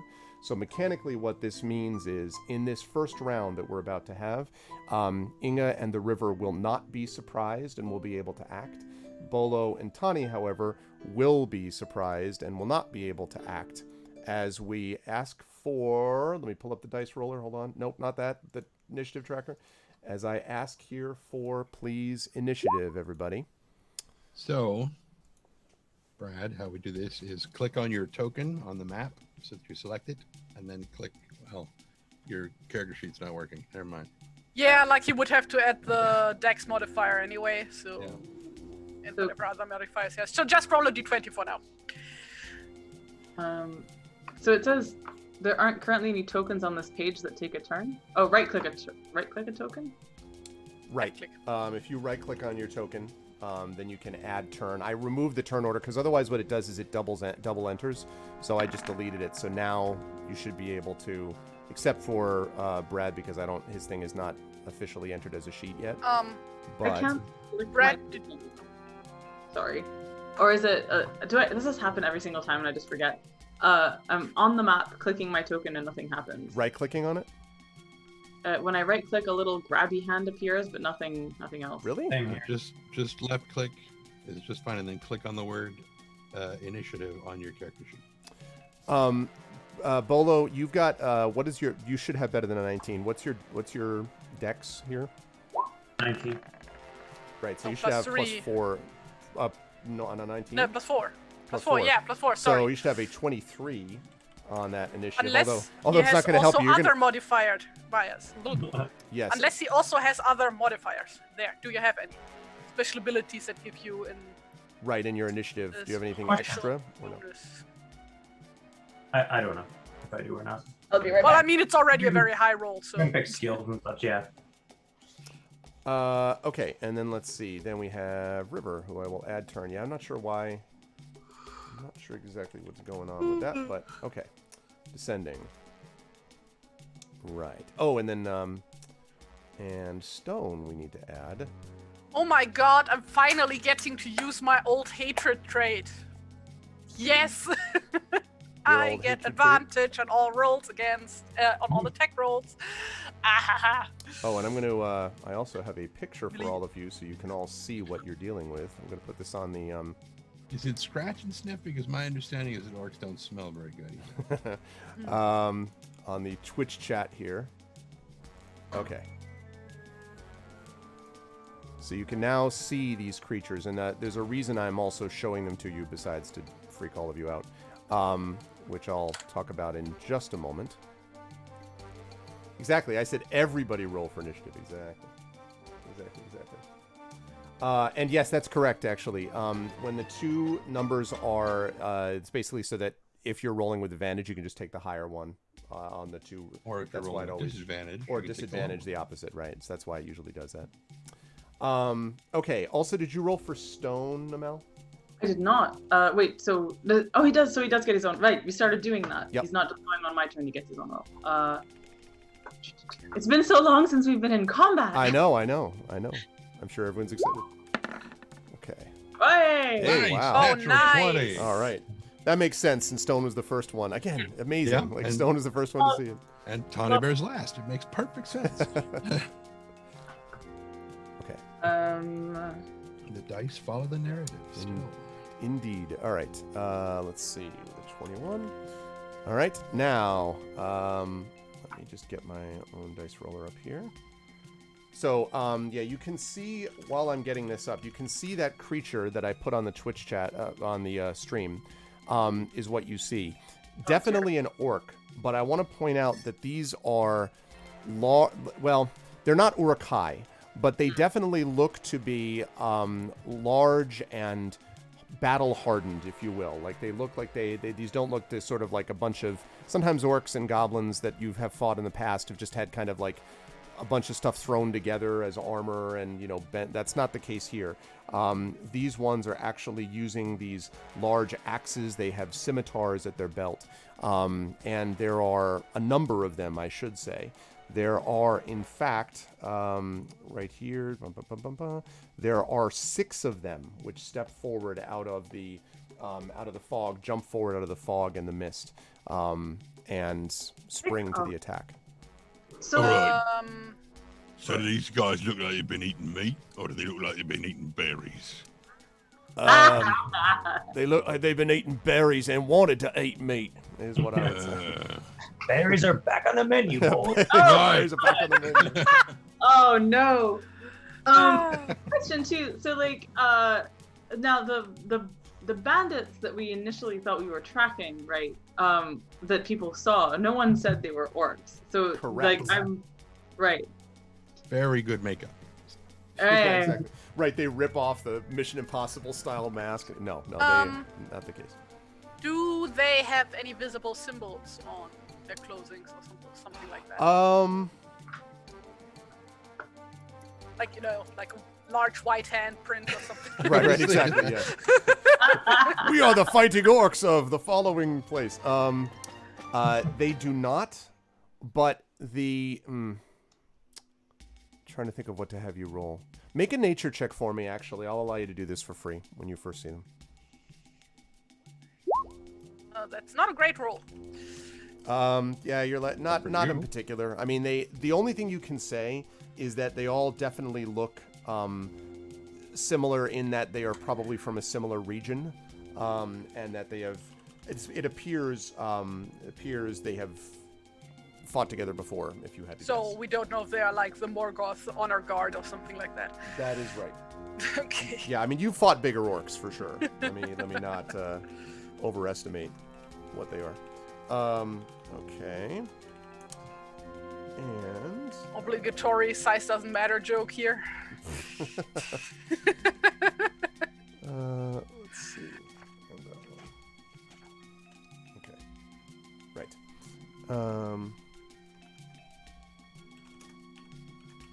Okay. And they're going to do that, which is going to be.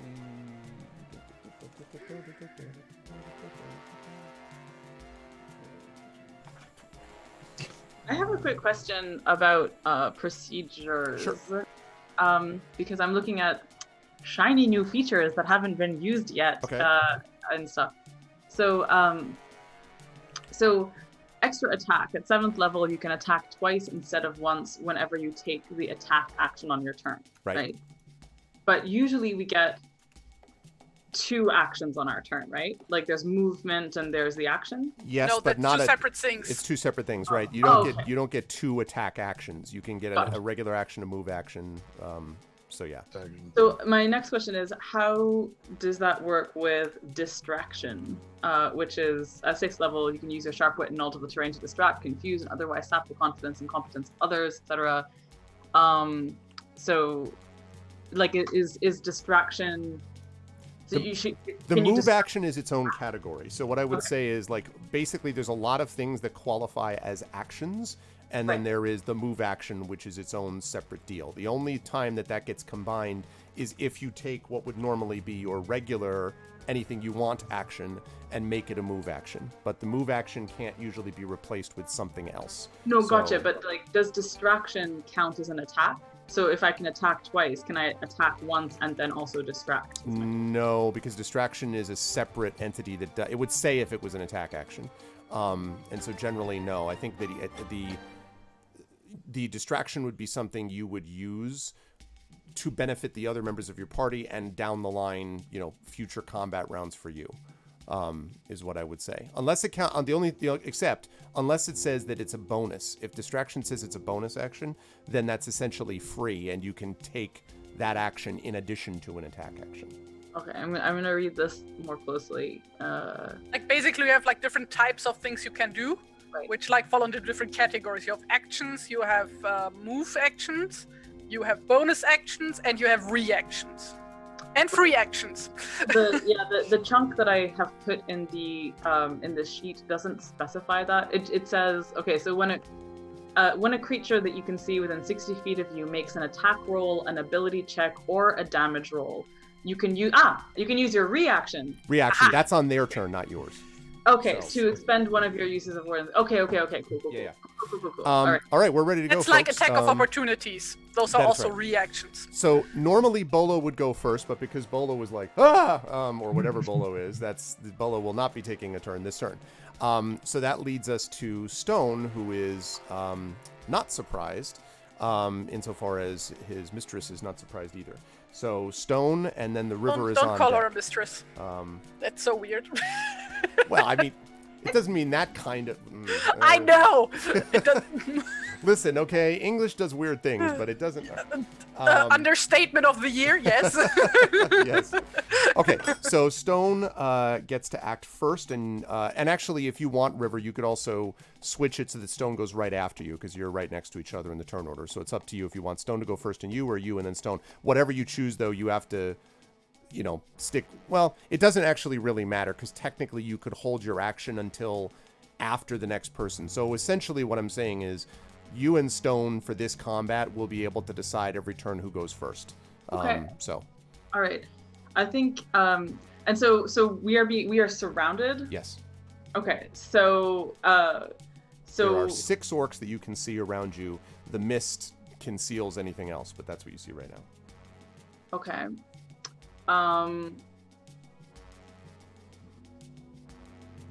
And I'm trying to remember. Can if we're surrounded, we can't flank someone, right? Correct. We can't okay. Are we playing with flanking rules? I forgot. I don't know. I keep on every time. It's been a while since we've done combat. I default to Order of the Stick tactic in my head. So when you have warriors that are doing this, usually what I do in the Adventures of Middle Earth is I say that you can use flanking and be flanked for that matter. But when you're dealing with not warriors, people who are adventurers but not necessarily, like army. Yeah, exactly. But That was just yeah. Go on. So no, that's all. Yeah, I was just confused because I have 2 groups running, and I know in one of them we play without flanking rules, but I couldn't remember which one it was. Right, yeah. Yeah. So okay, I think so. What I'm trying to decide is whether they will both attack one orc or whether they will each attack one orc. And I think. And so, actually, can I also get a sense of who's closest to whom in the party? I know that Stone and River will be next to each other. I was sort of imagining that if we were, because we're coming kind of close to single file, right? Well, you were still, you were still spread out because you were trying to, cover more ground. Yeah. I also want to point out, by the way, this may or may Here not. it comes. Go ahead. This may or may not become an issue, but you are roped together. Yes. And so I did want to point out that may or may not be a problem. So I was gonna say, so So my first thought was that River would cut herself off from the party, and that she and Stone would hit off. But I was seeing that as a move action because she's not attacking the rope. Unless Arf is changing that would be an object interaction, which would be a bonus action, I think, right? Right? Do I remember that correctly? Right, but so you wanted to do, but I'm sorry, but you wanted to do what though? River? I didn't.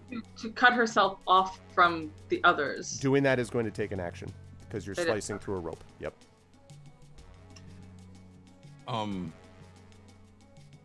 Okay. I will. I'll. Yeah. I can't. Yes. No, I'm not debating whether or not it should be an action. I agree, it should be an action. What I'm thinking is that, given the situation that we're in, we would not have tied ourselves together so. Of course, no. I wasn't assuming you were like this. We would have a quick release, like a Greek knot, chorus, so we can just like get walk loose and around go. together. Yeah. Okay. Yeah. Okay. Yeah. I mean, I think River's priority is, if she can reach an orc to attack it, then she will do that, prioritized over dealing with the rope. It's a target rich. It's an orc rich environment for you. An orc rich environment. So yeah. Tani can use Bolo as a mace. Yeah. I mean, look. Are you saying he's hard-headed? Is that what you're saying? He was talking, but Aruna was talking about the pots and pans. I mean, maybe. Wait, is it? Oh, so he would be more like a flail, right? Yeah, exactly. Yeah, I figure with all the rope he has, he's tied it around the pots and pans to keep them from clanking, so he remains stealthy. So yeah, sure, flail. Isn't there a thing called a bolo? Yeah. Oh yeah, there is a Bolo whip. Yeah, I've been waiting for him to pull one out since he Yeah, said so. exactly. Entangle those orcs. Yeah. Okay. So anyway, River is going to attack an orc. Okay. And actually, no, sorry. Stone will go first. Stone will attack an orc. Okay. And then River will go after him. So All right. the Stone is going to go for the nearest one. Growl. Leap forward and bite. Show me. Okay. Oops. Ah! Oh no, what happened? Sorry. I lost my... Okay. Whew, 19. Yes. 19 will hit. So he will... You notice, by the way, that they also have shields on their backs. They have... Ignore the axe there. They do have one, but that's currently on their backs. They have a sword and a shield. But nonetheless, you hit. So... Strength saving throw. Yep. Are these medium creatures? They are medium creatures, yep. Oh, great. Yep. Yeah. So this guy has to make a saving throw or have disadvantage on his next attack. Alrighty. Let's see. Okay. As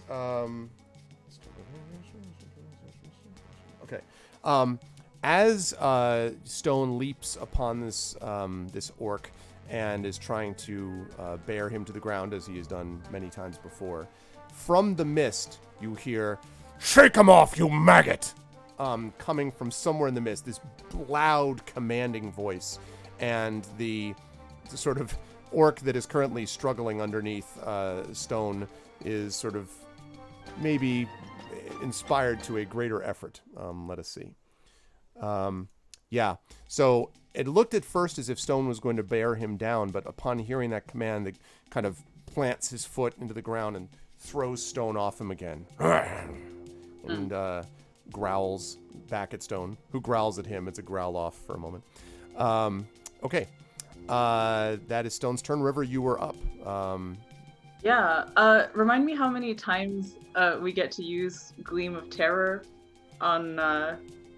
is it once per long rest, or is it once per... Better not be. Yeah. Let me check. I don't actually remember. Given how rarely we get Probably long rests have in to- this game. I know. Yep. We are close to the Haven at Midway, though. Also, Inge can find places here to do long rests. Short because- or long?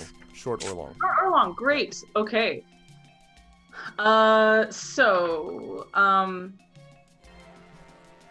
Yeah. Cool.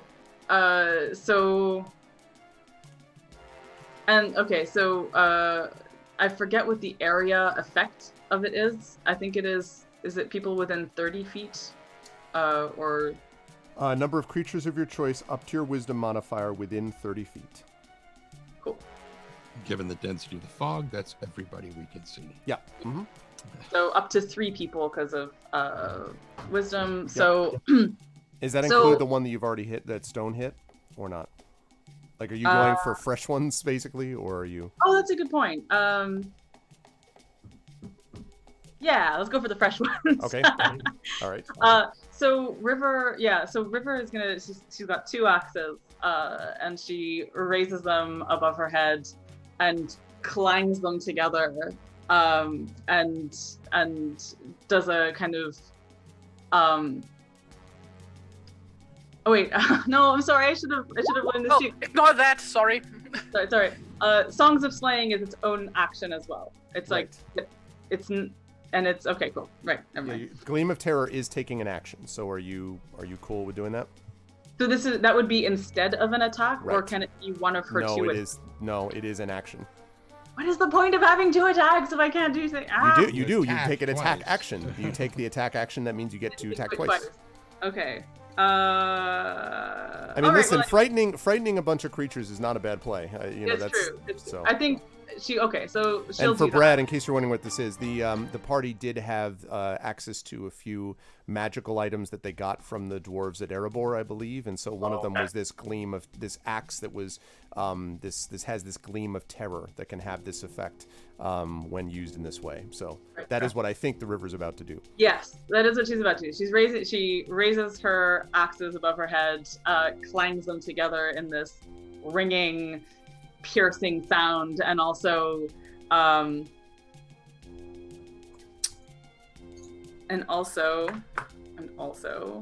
do I want to do this other thing? I mean, it would be natural for her.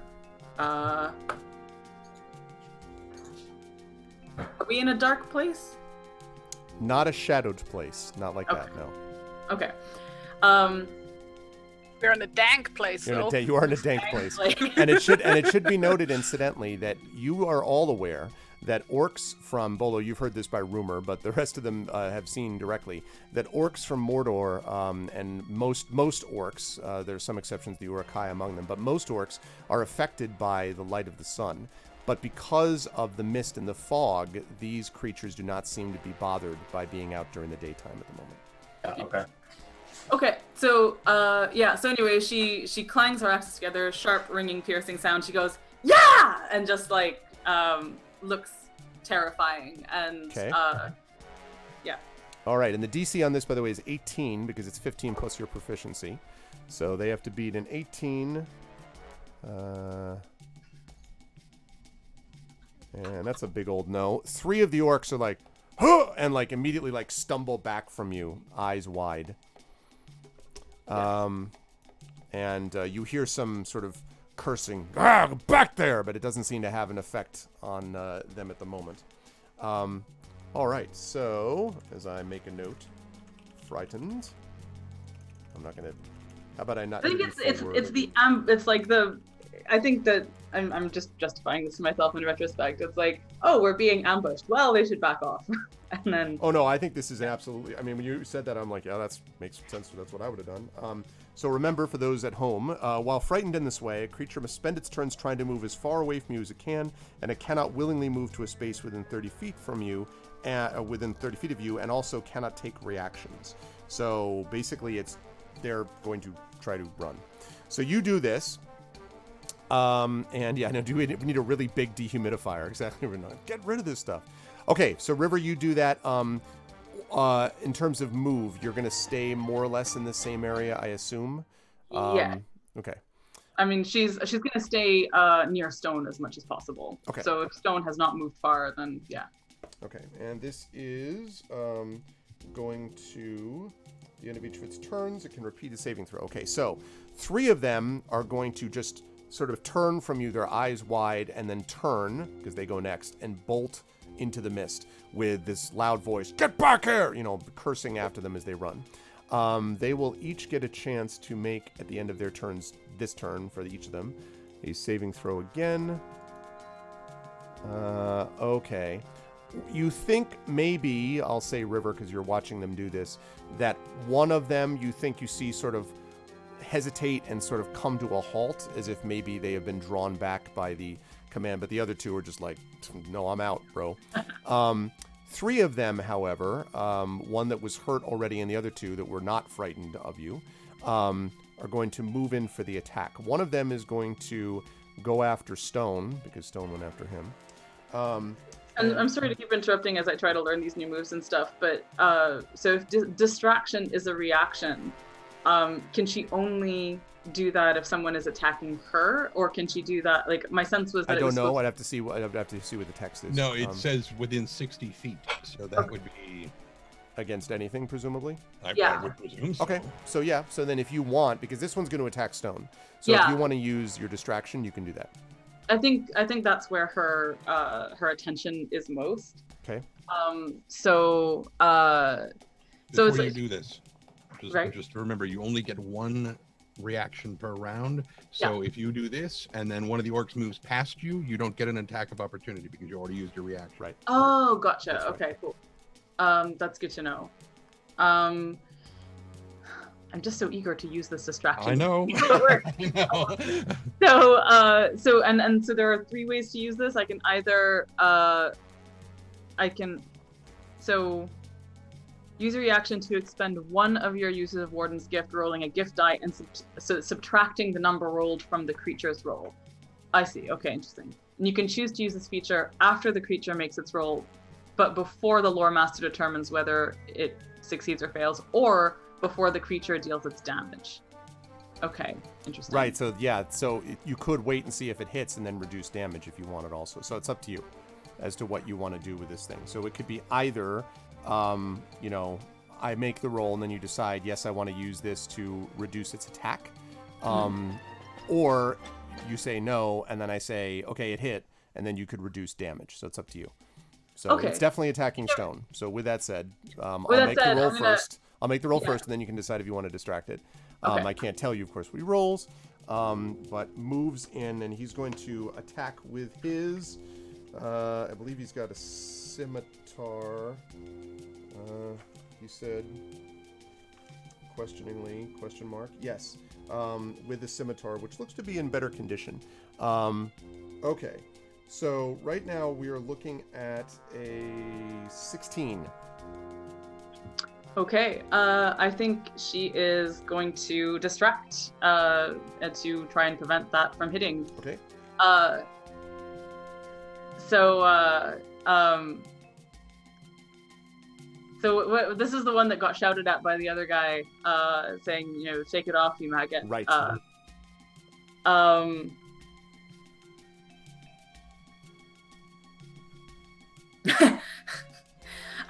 I really think River is literally just going to, like, in the wake of her gleam of terror, just look as if she's gonna take a step towards him and go boo like that. Okay. Okay. And so you use one of your ward. Now remember, don't forget to subtract this from your total number of Warden's Gift dice that you have available. Absolutely. Okay. All right. So go ahead and roll that gift die, and let's see how we do. Do I just roll a d8, or is there 1, 2? I think it's just I think it's just. I think I've just rolled a d8. Okay, yeah, I just thought I had to click something. Yep. D8. Okay, so we're looking at a 16 minus. 15. Does that hit? I don't know. Crap, I should have checked that. Yeah. Yeah. It does not. Yes. Yeah. Okay. His so when you say class is 16. when you say boo, he's like, huh, and like hits the ground. Stone growls at the scimitar, and then the orc menacingly. The orc glares back at you. He's very, very displeased so far. Okay, that was that one. Distraction successful. Okay, the two. Let's see. So the two other fresh ones that are still there, that were not frightened, are going to leap forward. One of them is going to try to engage the surprised Tani, and the other one will try to engage the surprised Bolo. So the surprised Tani, yours comes in with because you were surprised, he's going to get advantage on this. That is going to be a 19 to hit with this scimitar. And let's see. Is going to do 8 points of damage. Tani, when this thing strikes down, you notice that this is not, it's not rusty, basically. So it's it seems like these are better kept weapons than, again, many orcs that you fought in the past. Okay. So we've got that. Orc Bandit Alliance here. Yeah. So we've got that going on, and then the other one is going to attack Bolo, and that is going to be a 23 to hit you, Bolo, which I believe is going to hit. And you're like, no, actually, my AC is 30. Okay. And so many iron pants. Ow is going to do 11 points of damage as this thing slashes down your exposed side, Bolo, as you're kind of like looking around, coming up. So we'll do 11 points of damage to you. And I actually have. yeah, you have 37, I believe. So I think you're at 26 out of 37, if I'm not mistaken. I did roll. Okay. Okay, and that was that one. All right, and that's going to lead us to, that is them. That's going to lead us to, I almost said Thane. So many Thanes in this party, but it's actually Inga is up next. Is any of the orcs standing within my reach? Yes. Target rich environment. Fortunately, because everyone's kind of in the same general vicinity, yes. Is there any orc in my reach that has already been hurt? Yeah, you could probably get to the one that was attacking Stone and River. That's the one that's been hurt. Okay, then I'm gonna take my axe and slash at him, Okay. saying, "No orc, no smelly orc sneaks up on us and lives." Does a 24 hit? Apparently, that's the case. What you said is true, apparently. Yes, that hits. So that is 6 points of damage. Okay. So, and I get another attack. That is another 24, which I assume also hits. Yep. And that is 4 points. Why am I only doing so little damage? Oh, because I'm rolling like shit. Yeah, okay, that would do that. Roll better. Yeah, I get to roll like my extra's 1d12 plus 2 damage. But Get good, as the kids say. Yeah. Okay, so you do that. I assume you're staying in the same area. Like engaged with that. Right. Okay. So now striding out of the mist is this very large, imposing-looking orc. He has a huge scar down the left side of his face, and as he strides forward, this sort of great orc, you might almost say, you can see that he has in one hand a scimitar and in the other an axe. And he looks at all of you and he says, I've eaten creatures that look worse than you. Come on, lads! And strides forward, and he goes directly for you, River. He apparently was not a fan of you trying to frighten everybody off.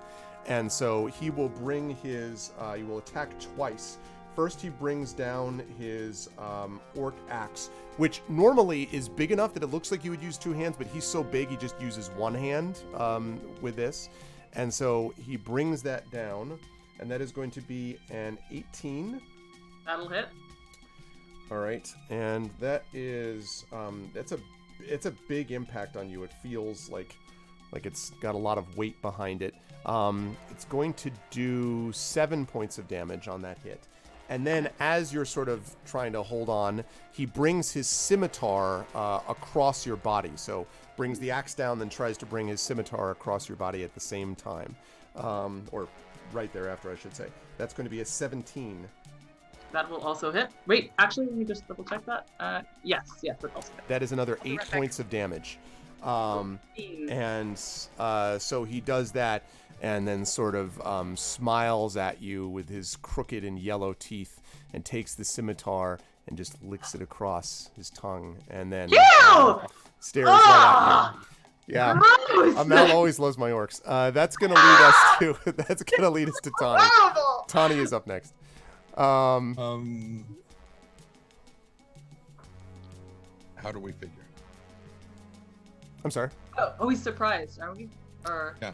Oh yeah, right. I'm sorry. You were surprised. Yes. Yeah, Sorry, I was my gonna say, fault. Bolo and I Now we're went back to to the go- top round. Yeah, sorry. You were the last So one. now to go. it's- Now we're now top of the it's- round. Bolo, you are now no longer surprised. Definitively not surprised. You were like, whoa, what the? So, what do you want to do? Okay, so since this is my actual first time in combat, Bolo's first time, Woo! he is freaking out. he did not think it would be this intense. And Or so, pink. Does he throw a strawberry tart at someone, or like? is the rope still around me? The rope is still around you. Okay. So my plan is to, and what is the pony's name? Or Lilimon. Lilimon. say again. Lilimon. Lilimon. Okay. So is Lilimon anywhere near me? Yes.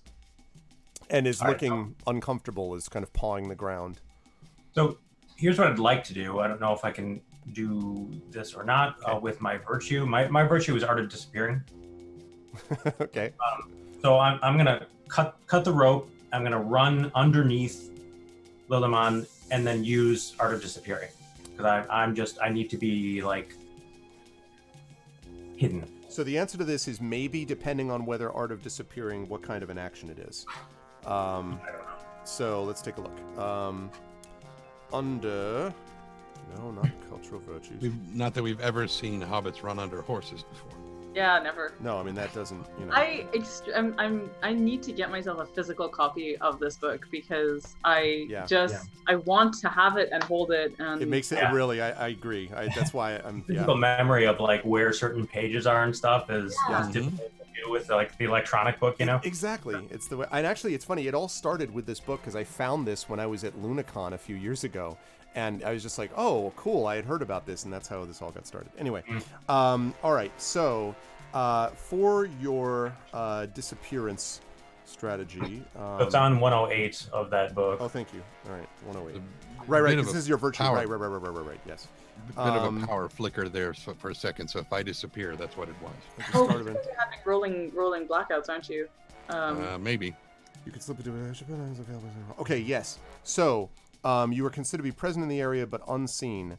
If the newly arrived individuals knew that you were present, as if you actually disappeared into thin air. Yes. So this doesn't even act as an action. So yes, I will say that you can do that. You can cut the rope and then essentially vanish. So now here's the question: where are you going to vanish to, Bolo? Because there is a lot of scrub brush on the ground. You could like dive down and hide below it. You could try to hide behind one of the skeletal trees, that I mentioned. And I should point out, you could also do so such that you're out of the circle of the orcs. If you follow. So what I want to do is to be on the very edge of sight so I can still see the party, Right. but I can be seen. Right. You can do that. So a scrub brush that's big enough to hide me would be sufficient. Okay. So you can do that for sure. I go under Lilimon and I look for something like that. You can do that for sure. Yep. Lilimon kind of like looks down for a moment. It's like, but yeah, you're able to do that. Take me with you. Yep. Drink then- yourself in the rich Spanish moss. That's great. I don't know if I have any time left to do anything on this round, but my suggestion to the lore master is that I make like a fear check to do anything from this point forward. Because I'm just freaking out. I don't know really what freaked out. Yeah. I will take that into account. What we'll do is we'll make. I'm not going to ask you to do it this turn. I think next turn I would have you do some kind of a saving throw. I have an idea on how to handle that. All right. So that's what I do, I guess, this round. Okay. And I appreciate you role playing it that way, by the way. Stone is up next, and/or the River. It's up to you, River, if you want to go first or Stone. I think it makes sense for Stone to go first and attack the giant orc that just attacked River. Okay. So I think that is what he is going to do. And by makes sense, you mean because I hate that son of a. I want that dude dead. Look, man, I'm just saying Stone is channeling some rage. Yes. I wonder from where. Okay. Yes, you can do that. For sure. Oh dear. So we're looking at a 12. Is that right? 12. Thanks. So he has, by the way. So he's got, as I said, he's got the scimitar in one hand and the axe in the other. As Stone jumps up, he just slams him in the nose with his shaft of his spear, and Stone kind of staggers back. You can see maybe his nose is bruised, and he kind of licks the air, and he says, "Not today, puppy." He says. River just There's a Bruce Lee moment, right, where you're just like, oh. John Wick moment. Yeah, John Wick, yeah. No, a film I have not seen, and yet the most crucial thing to know about it, I think, is hurt my dog. Yep.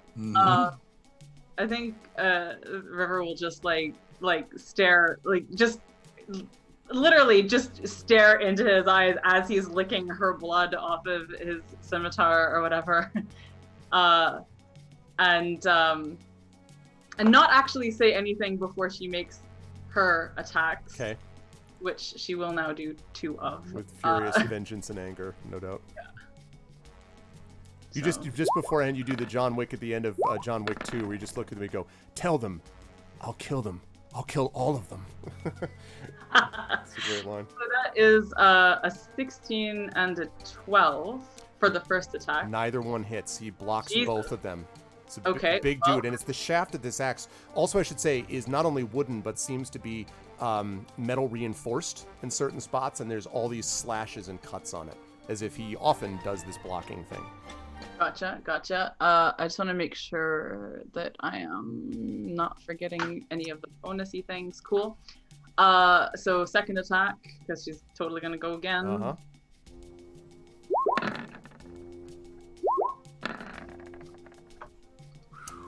Jesus! Sorry, neither one. Again, blocks both of them. Oh, this is not good. You'll Okay. have to do better than that. What is it called when they put the metal? Is it shod? I thought that, but I thought shot is just on the bottom of the shaft of the Yeah. weapon, I think. So that's why I actually said reinforced, because I thought it was shot too, and I'm like, wait a minute. So, yes, unfortunately, River. All right. Well, there will be no quips this time round because she is just like gritting her teeth and channeling pure hate at. And she's still kind of grossed out with the blood licking. Yeah, thing. like, That's and why- also that that's was why she gross. missed. Yeah, that was super gross. That is so unsanitary. Oh my god. Okay. The guards get to act. Let me see, first of all, if the 2 frightened ones... Okay, one of the frightened ones, God knows when that person is now 700 miles away in the bog. No, not that far. The other one, however, because you, again, as he's doing this, every so often, while not this big orc laughing at you, every so often he shouts over his shoulder, "Get back here," I said, like shouts back into the mist. So you can't see anymore, but you may have heard another one sort of respond to that. And one of the ones that have been frightened now returns out of the mist. You can now see them stepping back in. So you've now got 5 of these around you. The badly hurt one, and it is badly hurt, is going to try again on stone, but is going to roll an 8, which is not very impressive, and thus will miss. One of the orcs that are on Bolo and Tani will continue their attacks on them. That is an 8 on Tani and a 14. Oh, no, sorry, not on Bolo. I beg your pardon, because Bolo was vanished. So the other one that was on Bolo was going to go after you, Tani. So one is an 8, one is a 14. Both miss. Okay. Now the last 2 are going to move away from the big orc and the river. And the last 2 are going to are going to go towards Inga, who also seems to be a problem for them. So we're looking at... I do hope so. An 18 and an 18. Like against Inga or who? Against Inga. 2 18s. Yeah, those both hit. Okay. Both of them with their scimitars. And let's see. They're going to do... Okay. A total of... That's going to be a total of 12 points of damage between the 2 of them. Oh no. Which brings you down to 36, I believe. And now it is your turn, Thane, Inga Homefinder, daughter of Ida, Council of King Dane II, to respond. Pronounce it correctly. Oh. Well, the thing is, I still hear, all the time I hear the audio version, it still says Dane. But you want to say Dine, so I'll mix it. Dane, darn. Dang. So yeah, you're up, Inga. A random question just Sure. before Inga goes. Does armor class go up with your level, or does it always stay? Only if your dexterity. Correct, yeah, I was going to say. Okay, gotcha. Thank you. Or if you get a feature of any kind that raises your... Gotcha. Like, for example, Inga has one where if she wears armor, she gets an additional +1 to her armor Right. class. Yeah, she's got. So does River. Cool. Okay. Yep. Yes. So it's my turn, correct? It is your turn. Is a dude still standing that I was attacking before? Yes. It's very hurt now, but it's still standing. Okay, I'm gonna hit him. Still down, yeah. standing. Better than I ever did. I'm looking like a true survivor. Feeling like a little kid. Yes, this entire montage. And That's muted. a 12 hit. 12 is not going to get it done. Apparently, you were too busy dancing and not enough work. No, that does not hit. Right. That's a 15 hit. A 15 is, I think, not. gonna Wait hit. a second. Why does it tell me? That's a critical. Get a is- critical on a 1. Oh, that's right. Oh, all right. I was like, since when is that? You mean a crit miss? Yes. So you means you get to No, reroll a the critical damage. hit. We have runes of victory. Yeah, I get a critical hit on a 1. Oh, that's right. Runes of Victory gives you a critical hit. I forgot about Yes! that. You're right. So I do maximum You damage, do right? maximum damage. Yes, indeed. So Don't that you would also- be 14. Okay. So you just I mean, you literally just take his head off. I think that's fair to say that this is Yes! decapitation. The head Wait. goes flying off. Yeah. How? Like these are tall, He's right? leaning No, they're forward not that slightly. tall. They're big Okay. orcs, but remember It's they're a always a little sharp crouched angle. over. Okay. This isn't Yeah, like okay, then. you're not like Hobbit sized, am I right? I mean, no, I'm just kidding. So like basically Oh. Inge does a big swing with her axe, first misses, and then like On the swings back. turns her head around, like gives him like the glance of death, and then swings again. Okay. Glance of Death is successful. And the head it's goes a flying home off. run. Grand slam. All right. So yes, the head lands on the ground. His body topples over. Bolo, I have this image that you see that, and you just see like this decapitated. It lands the right ground. in front Yeah, of the him. head lands in front of you in the Orc blood where you're hiding in splashes up on it. in the grass. Inge goes. It looks up at you, still "Decapitation!" snarling. It's still snarling at you. So Like Inge does her best Jack Black impression by going decapitation, very nice. like in Brutal Legend. Bolo jumps out of the grass. His blood's in my mouth. His blood's in my mouth. Yeah, they're not orc. No, they're more than baby orcs. But okay. All right. That was. Is that it for you, Inga? Do you have your? Yeah, I do believe so. Okay. So, all right. That leads us to the big bad, who is still on you, River, and is going to maintain his attention upon you. And again, is going to do this. Axe followed by the scimitar. So he will bring his axe down, and that is going to be a 16. So, yeah, I'm debating distracting again. Well, maybe. I mean, listen, I wouldn't blame you. Because yeah. Look at your stupid guy's head. Yeah, Over there. Look, a distraction. yeah, I know. It's just Look over there, a shiny distraction in the grass. yeah. And Bolo's like, no, not me. Not me. Look over there, something moving in the grass. What? All right, the axe is coming down slowly. Right. We had the little video game moment where it's in slow mo as you're entering your River. Okay, I'm just gonna go for a classic. She like her eyes widen as she seems to be looking at something behind the orc, and like grins like she has already won. All right, let's see if that bothers him or not. Go ahead and make your roll. How many Warden's Gift dice do you have, by the 2. way? Sorry? The second one. Yeah. Okay. What was that? Ooh. Ugh. Well, Once, that'd be a 15, is that? Wait, just a second. This is so annoying because okay, I want to lawyer my way out of this.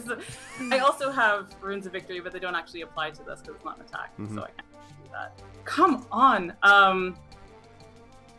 No, it does hit at 15. I am sorry as your Is it friend and lore fair? master. How dare, dice? But he is not fair. He is not sad about it. He is actually quite pleased, and that is going to do. Wow, 10 points of damage as he comes striking down on you with that hit, and then sweeps across with his scimitar. Cool. And the scimitar is going to be a 23 to hit. Yeah, that'll do it. That is another 8 points of damage. That's 18. Yes, so I think you're at 17. I have you at now. Yeah. And so he So he does this and he says, "You could surrender. I'll give you a nice quick kill." So that's him. And now Tani, who's not surprised anymore, gets to go.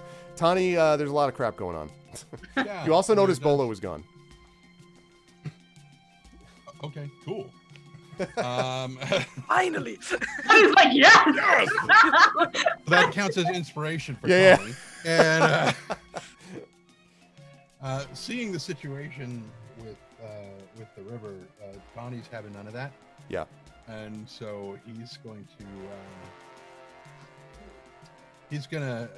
go over and just kind of like pull out this weird leaf that's got like this gritty, slimy stuff on it. It's actually a poultice, but it's a little bit waterlogged Okay. because of where we are. And he is going to slam that onto her wounds, which probably won't feel too great, but it will heal her. Yeah, you feel this, ow! It hurts, but then it does heal you. How much does it heal for? How much does it heal for? Well, it heals for a total of 7 points of damage. All right. Hey! Back up to 24. 4. All right. Terrible on that. Hey, I have a question, Bolo. While this is going on, I know you said you're freaking out. Are you freaking out such that you're not looking at anything except just like, orc head, like, or are you looking at the party whilst freaking out? I'm just curious. Yeah, I'm looking at the party. Looking in horror and shock. Right.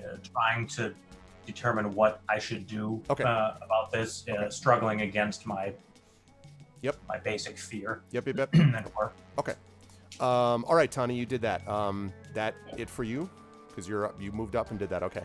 So now we're back up to you, Bolo. I'm going to ask you to make here a wisdom saving throw here.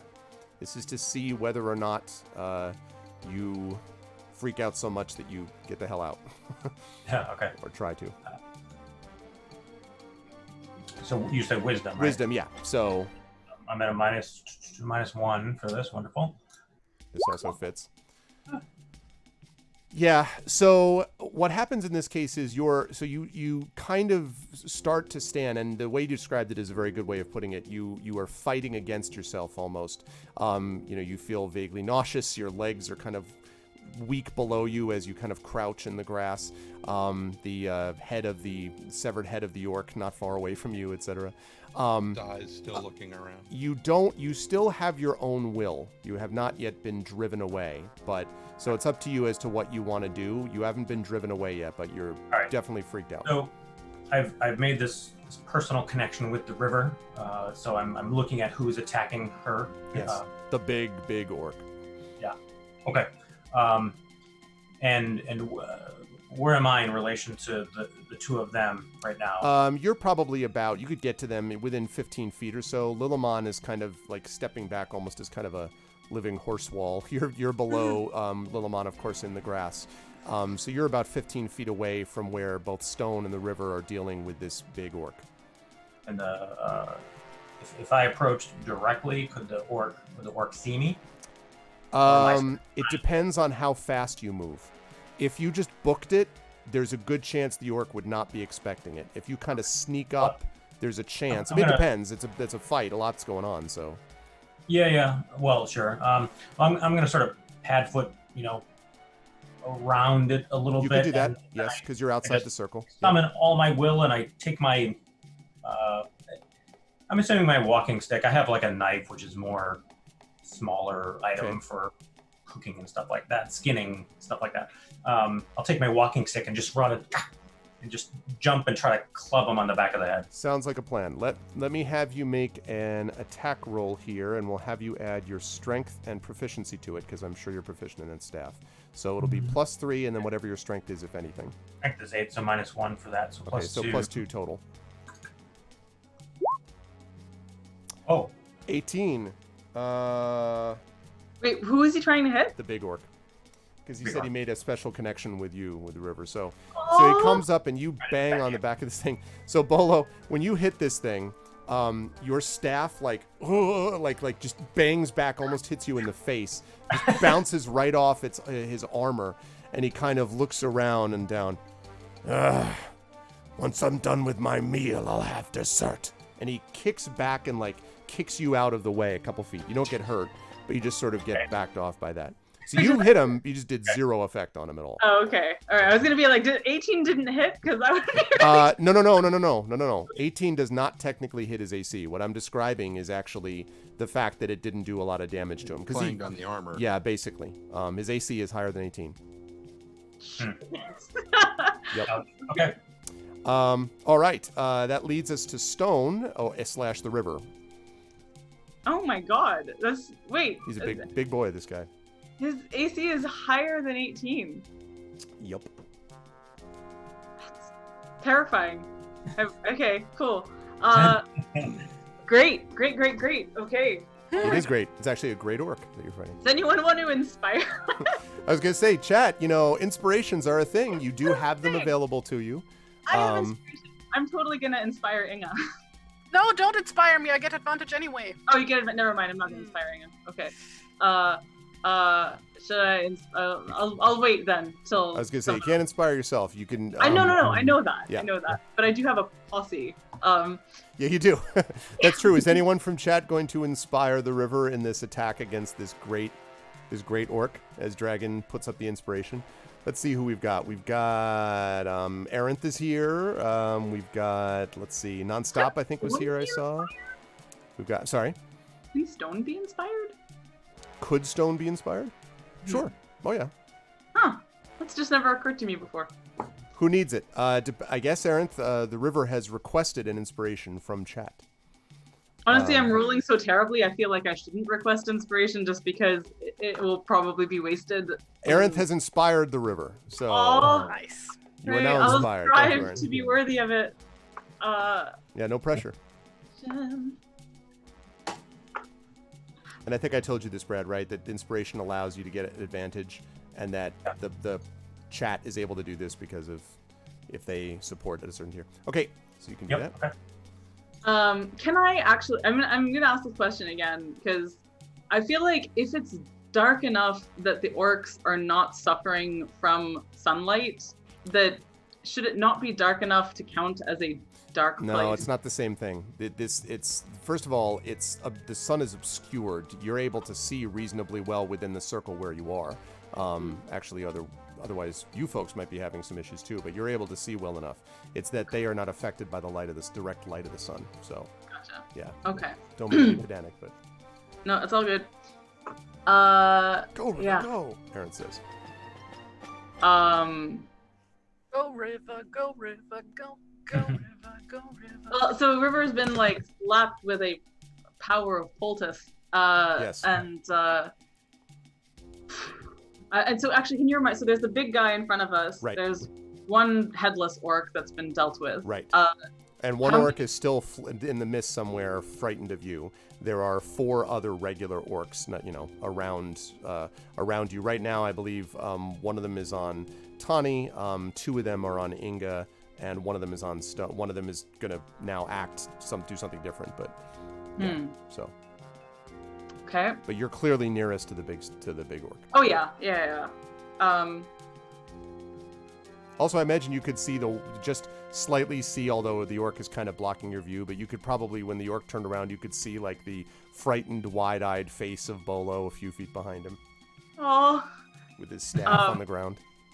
I think what River will say is, Bolo, hide, or something like that. Just like, just totally not engaging with the horrible creature in front of her, and just like, quite concerned for Bolo, who she was glad to notice vanish, or not notice vanish, just to not see him around. Mm-hmm. But yeah, she's going to stay focused on the orc, and let me just see.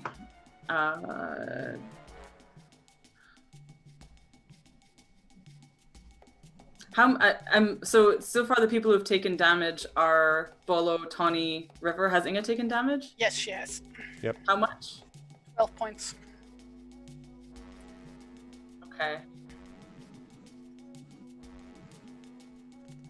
Okay, I'm gonna hang on to this for a sec.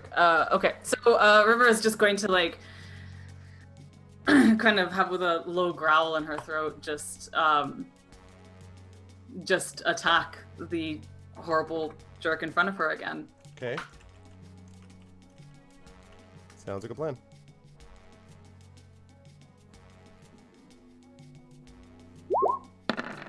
Alright. Okay.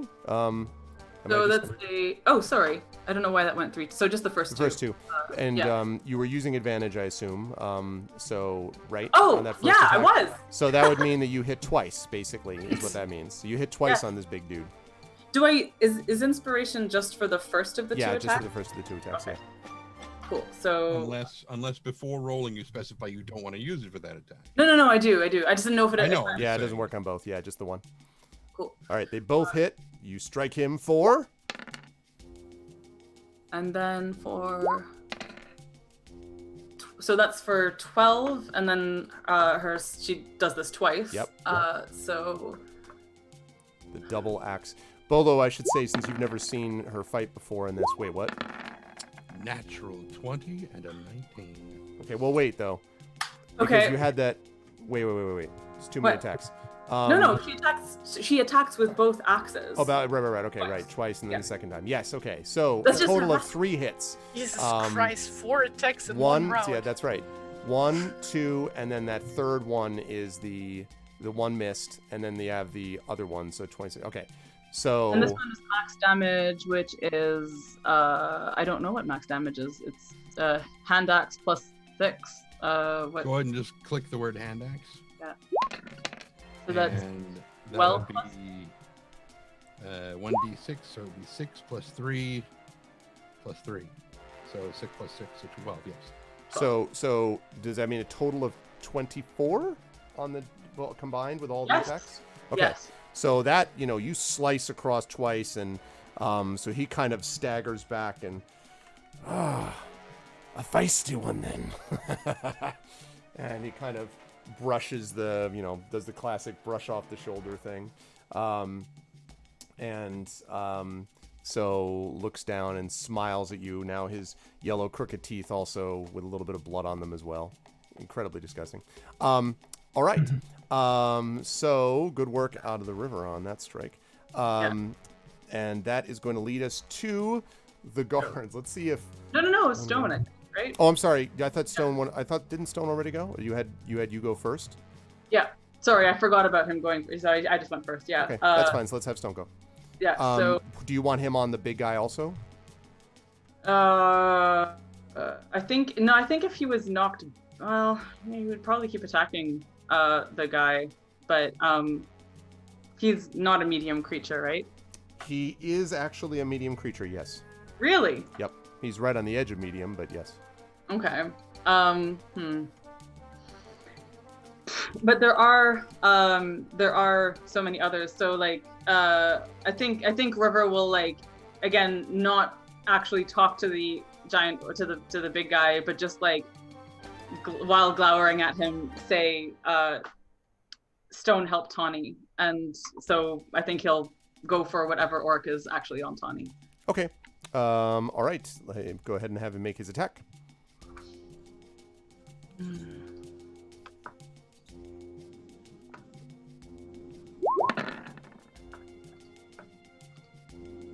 So we're dear. looking at a 9. 9. Is Yeah. unfortunately not going to do it. Okay. 9, this is not gonna do it. Exactly. 9 and also 9. Okay. This joke was brought to you by your token German in the school. Token. No, our Token. token making German is what you mean. That's. Oh, Yeah. no. Okay, so Stone, unfortunately, with the miss. Now the bad guys go. First of all, we're going to see if that one who's been frightened continues to be frightened and just continues to run into the mist. Okay, you don't know because you can't yakety see. sax off in the distance in the fog. He's just Exactly, yeah. just Very fading away. Benny Hill. Okay, the one that Stone just attacked is going to quite obviously attack back, but is going to miss terribly with an 8. Right. The Missed wonderfully with- one that then we have 2 that are on. Actually, that's right. Everyone's picking somebody different, so they're not going to go after Bolo yet. So we've got 1 on Tawny, 1 You and mean 2 on yet? Inga.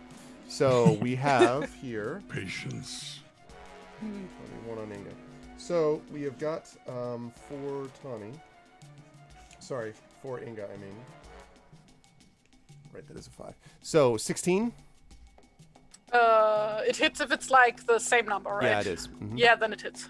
Okay, so that is going to hit you, and the second one on you is a 10, so that's going to miss. So for the one that hit you, that is going to do a total of 7 points of damage to you. So Inga, 29. As you are 29, as you are struck by that. The one that is on Tawny is going to get an 18. Which I am going to say misses. I think you'll be wrong, though. No, I wouldn't. Really? I wouldn't, because my armor, Mountain's Hide, ancient close fitting, once per short/long rest. If an enemy hits you with less than a 4-point advantage over my AC, I can declare that it misses. Oh, nice. Oh my god! That's outstanding. Great. All right, you did it once per short long rest. Okay, make sure you mark that off. So it thinks you hit it, but you're like, huh, like sort of shove off the hit. It is the guard is less than pleased. The orc is less than pleased. And let's see. So that was 2 on Inga, 1. Okay, and then the last one, which is going to be one that strides forward to try to deal with stone. But that's going to be an 11, and that's going to be a miss. Not a good round for the for those orcs. I think it was a great round for all of you. Same. Yeah. That's going to lead us to Inga. You are up next. Aha! I'm assuming the big orc is also in my range? Yes, absolutely, and is now hurt somewhat, although still not. Yeah, near I'm death. gonna... is there a way to topple him? And Twigs, the German in me, just died a little. Is there a way to topple him? I don't... Well, you can try... Knock him prone. You could try to knock him prone. If one of your attacks does that, that's one thing. Or you could try to what we call overbear. I just need to look it up. But it basically is kind of like a wrestling move where you just go after and you try to knock him over. That's not an attack for damage, though. That's an attack to, like, literally... Like, the idea is that Inga would, like, try to swipe his legs because, like, the way her axe looks is that there's basically a hook. Right. But it's... His axe blade and, like, try to sweep his leg with that. I mean, That we can talk about that in terms of flavor, but the idea Yeah, would of still be course. overbear. It would not be damage that you'd be doing. Just trying Yeah, to okay, knock no, him that's prone. fine. So, if we're going to do that, then I think what we need there is a strength check from you. But I will take athletics on this. If you have I'll that. give you athletics. And then he will be counteracting it with his own strength. So. Oh jeez. Okay. Now I could use that inspiration, actually. Oh, you don't get advantage on this? No, No, just not on on the regular noble bear. attacks. I am inspiring Inga. How do I do it? All right. You type in chat, in the Twitch chat, ! inspire, space, and then INGE. For the power of Inga. There it is. Okay, you have inspired Inga. All right, Inga, you were inspired. Like you Yes, really I'm want to knock using this my person inspiration for that athletics roll. out. All right, go ahead and do that. Hey! It was unnecessary. Yeah, but still, listen, that's what matters. Okay, so now we have to see whether he has any chance of overcoming it. I mean, that's a natural 20. Like, It's gonna be hard. he will never get up again, basically. Well, no. Yes. It just works. I guess very, if he very... counters with a natural 20, it would. That would basically, well, Exactly. DM's rules. So, you do this, and let's see. He can't inspire himself with his own commanding voice. Don't fall, maggot. No, that doesn't work. So yes, you do this and draw him off his feet. The ground shakes, and Knock him actually, into the ground like a Bugs Bunny cartoon. right. I was just about to say, actually, as he lands, Bolo, because of where you're positioned, I would say that his body, like his head, falls like within a few inches of you, just like, and then like, Okay. like growling up at you, like right next to where you are.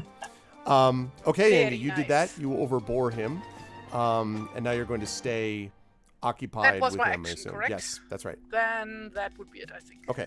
Unless, no, that was it. Thanks. So now it's his turn, and he's going to have to get up next turn. So instead what he's going to try to do is he is going to get to one knee, we'll say that, for his move. And then for his action, he's not going to be able to do his double thing. He will just, and in fact what he does is he says, "That was a mistake." And he tosses aside his scimitar. And now the picture that you see is like him. He grabs his axe in both hands. And he is going to swing it in your direction, Inga. From one knee? From one knee. He's a strong guy. Hi. You'll be happy to know that he gets a 9 because that's what happens when you try to swing from one knee. Yeah, Inga just like steps back. Yeah, like you don't jump over it nimbly, like No, just like. Okay, so yes, he misses and then okay, Tawny, you were up. Okay, so this. You climb on his chest and shove his face into them. No, he's actually already on me. Never mind. It's gonna be like, drown him in the bog. Just hit him and hurt him and all that stuff. So he is no longer. He doesn't count as prone. No, he still counts as prone. He's next turn he'll be able to get up by doing what he's did, but he's still essentially prone. Yes. Okay. But he's on the other side of the river from me. That is true. So not really in my range. Shit. I was. If I were there, you could run. I mean, what you could do is, Tawny, you could run up next to her, but you're going to take an attack of opportunity from the orc that's on you. Yeah. Right. Right. No, I'm just thinking that because he's prone, I would automatically have advantage on melee attacks. You would. But the attack of opportunity is not something that I want to invoke. No, I'll focus on the orc that's right there by me. Okay. This is a weird question. It's a kind of cascading question. But like, if Tawny moves and that gives an orc an attack of opportunity, is it possible that like that move makes Stone have an attack of opportunity on the orc? No, because the orc isn't not moving. Yeah, the orc's not moving. Oh, it's just like slashing out as right, you walk. Exactly. Right. Cool. Okay. Yeah. Gotcha. So he gonna swing his two-handed quarterstaff. I mean, how many hands can you fit on a quarterstaff? Buck and a quarterstaff. He gonna use 2 of them and smack at that orc. What been, 13. A 13 is not going to hit, unfortunately. Of course not. So he manages to get out of the way of that. Okay. But what with my movement? Yes. I'm not moving anywhere. I'm just turning, so I'm back to back with the river. Got it. So that nobody can flank her from that side. Got it. Makes sense. Okay, that brings us back up to the top of the round. Bolo, this creature is now on this big orc is now out of your face and is on one knee facing Inga in the river and facing away from you at the moment, as are the other orcs. Although you do hear the sound of sort of growling from the mist as if one orc is running back towards the fight. Okay. So I'm close to the big guy, and seeing how badly I not missed, but I put all of myself into that. Yep. And yeah, doing. I'm gonna take the rope that I had cut earlier, or if I have some extra rope with me. I'm gonna try to loop it around his neck and just yank him back down. Ooh, interesting. I love it. All right. That's totally what River would have suggested he do if she was not consumed with all fury and rage and focused only on destroying him. So here's what I'm going to say. I'm going to ask you to make a dexterity check, and I'll take, if you have, you may or may not have acrobatics as one of the skills on your sheet that you chose to be proficient in. I don't know. Acrobatics might give you a benefit. If not, just a regular dexterity check is fine. I'm going to ask you to make a dexterity check to get on his back. He's not paying attention, so this won't be that hard, but you do have to kind of jump up and climb a little bit because he's, taller than you. So I'll ask you to make a dexterity check. Acrobatics would have been one of the things I would take. I don't know how many skills I get at my level, but...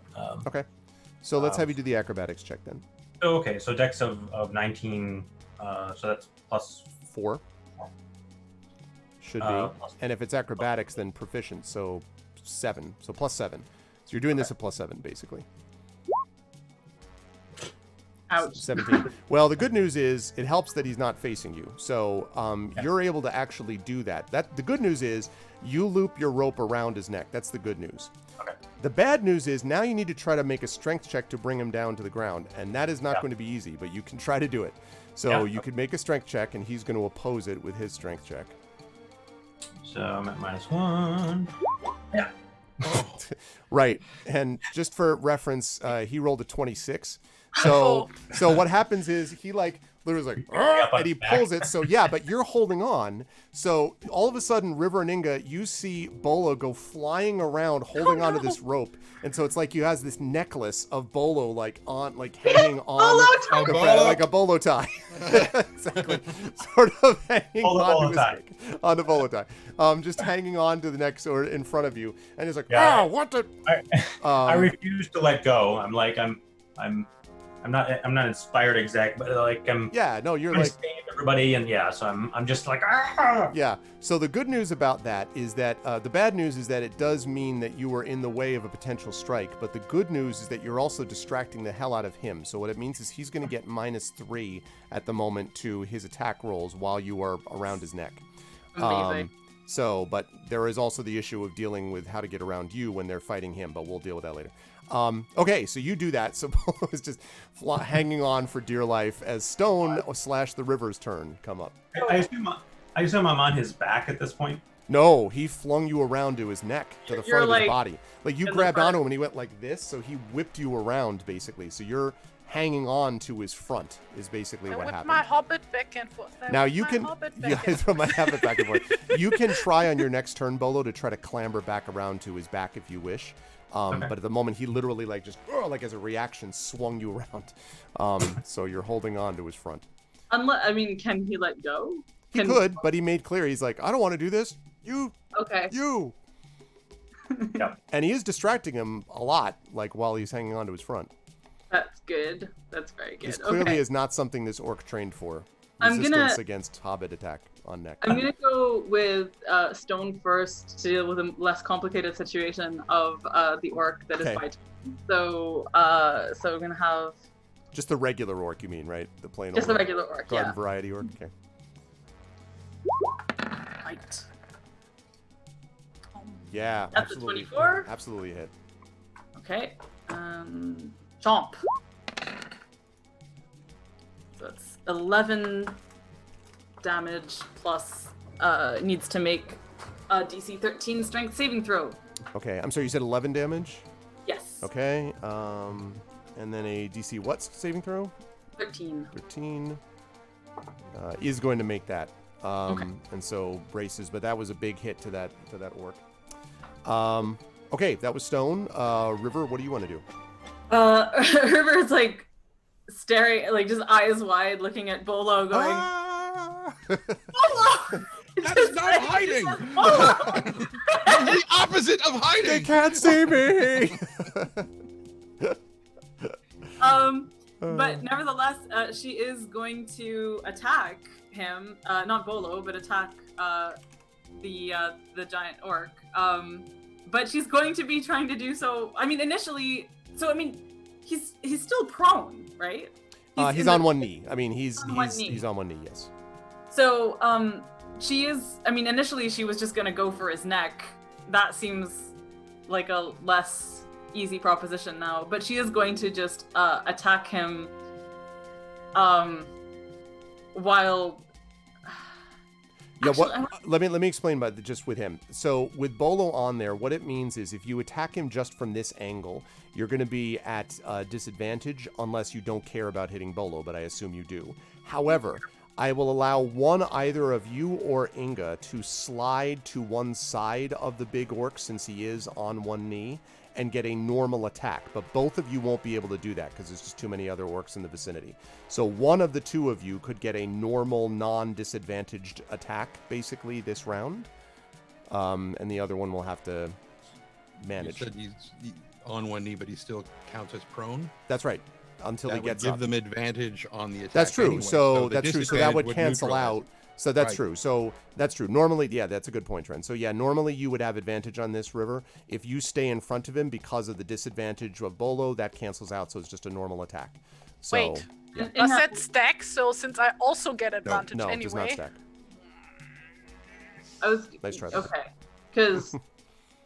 So Inga, you have Why is it that you have advantage on attacks? Is it because of their Because orc? it's an orc, yeah. Yeah. I have the trait Old Hatred. I get advantage on melee attacks against orcs, goblins, and their kin. So does that mean that that you would just get a normal attack if you were supposed to be getting disadvantage? Correct. That's right. So it makes sense then for River to try and take to keep the advantage, basically. To slide over to the right or whatever. And okay, that's fine. And she is more of a dancey, dexterous. I see it. So So go ahead and do that. You can slide around and then. Are you saying Inga can't dance nice? Listen, I've you're never more seen of a you dance. static, sit in Give one us more place. opportunity to see Can we you argue dance. about this later? Yeah, no, seriously. Yeah, I will have you know I'm an excellent dancer. I believe you.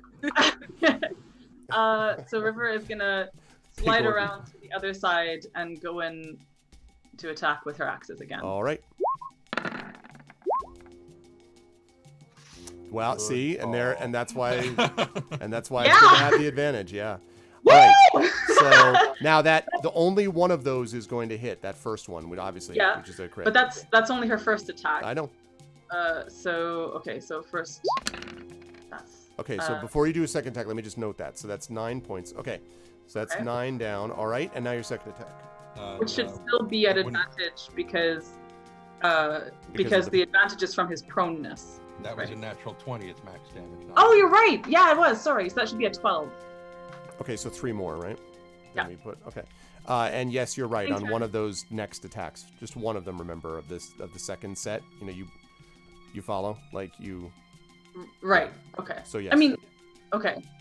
I do I get it. It's just like it's her 2 axes, but they're 1 attack, right? Yeah. Right. Yeah. That's true. Yeah. So, All right. So go ahead and make your rolls. Thank you. Okay. It's the safety dance. You can dance. You can leave this orc behind. Ooh. Wow. Nice. All right. So both of those are not criticals, but nice. both hit. They're not criticals, but So yeah. both hit. So go ahead and roll your damage for those 2.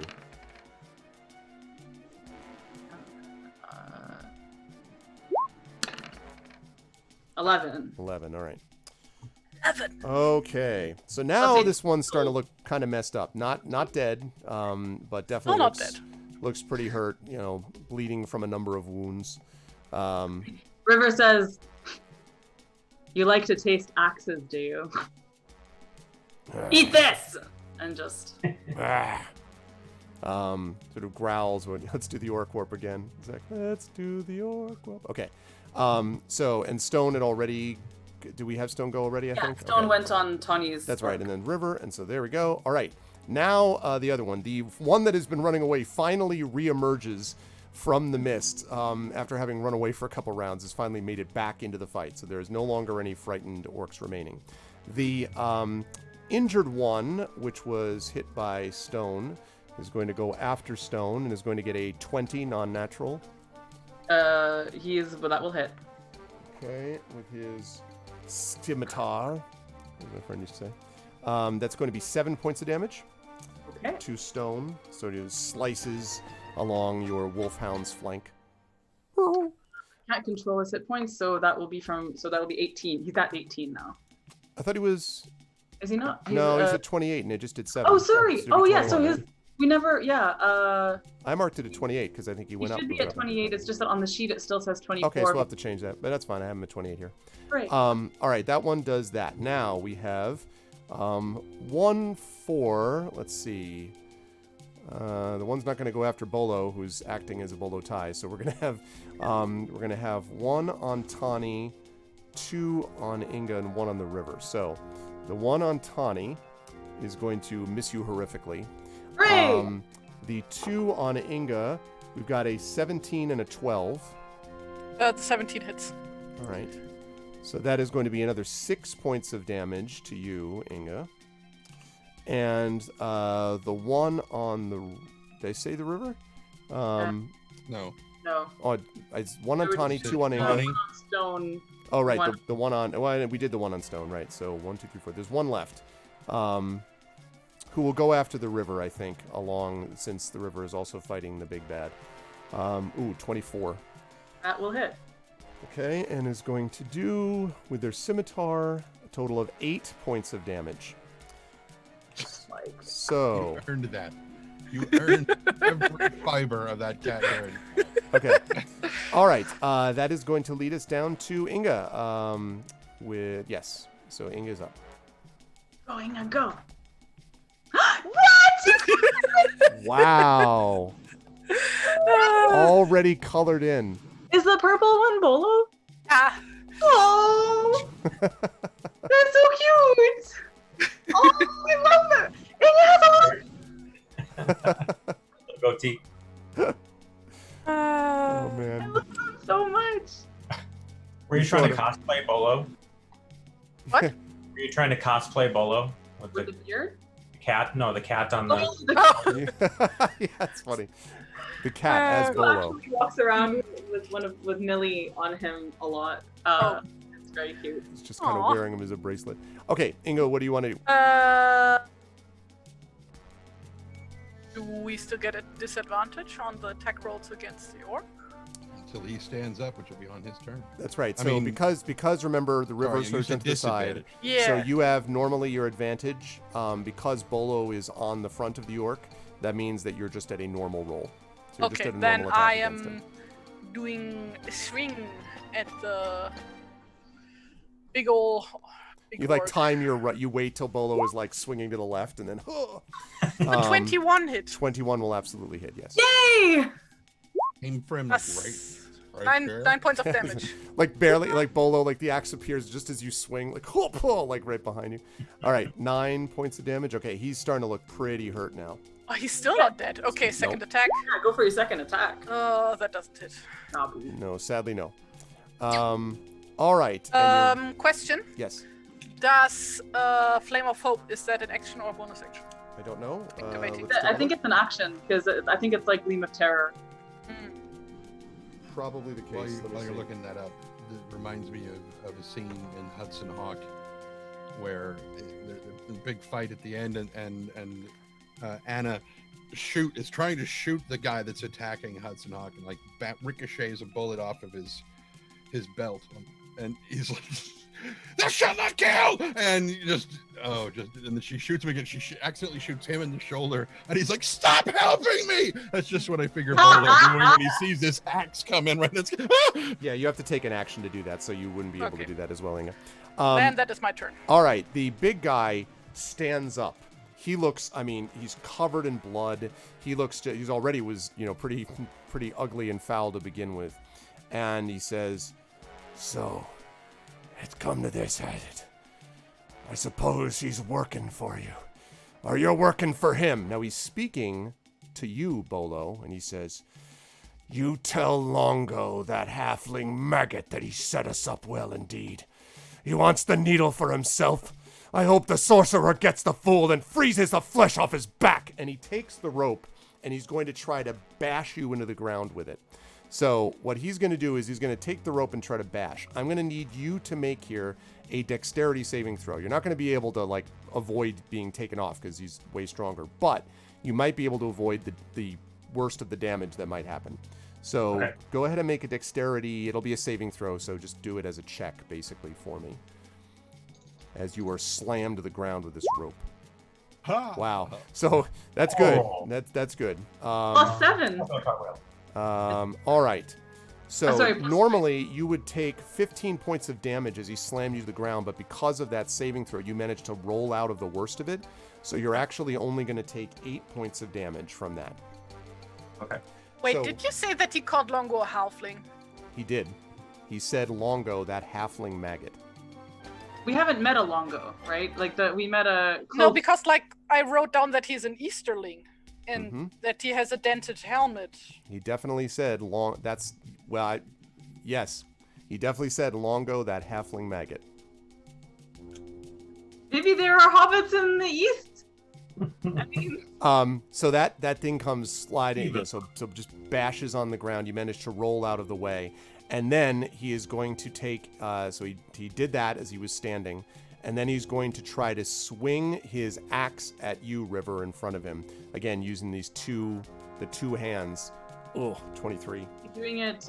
Is he doing it with a negative modifier? No, because he's. Well, it wouldn't affect him anyway, -3 because Bolo because- is off his neck. That's Oh. why he did that first. He doesn't have the -3 because that's why he just tossed him to the ground Gotcha, as he was doing okay. his move. And then he's going to do that. So it's a 23 with his axe. That will hit. And that is going to do 9 points of damage to you, River, as he smacks you. And you can see he doesn't make any quips. He just looks really angry now. And that's going to lead us to Tani, who is up. He's very hurt, though, as I think I made clear. So I'm down to 7 hit Yes. points, I think. Indeed. Great. Cool. That's awesome.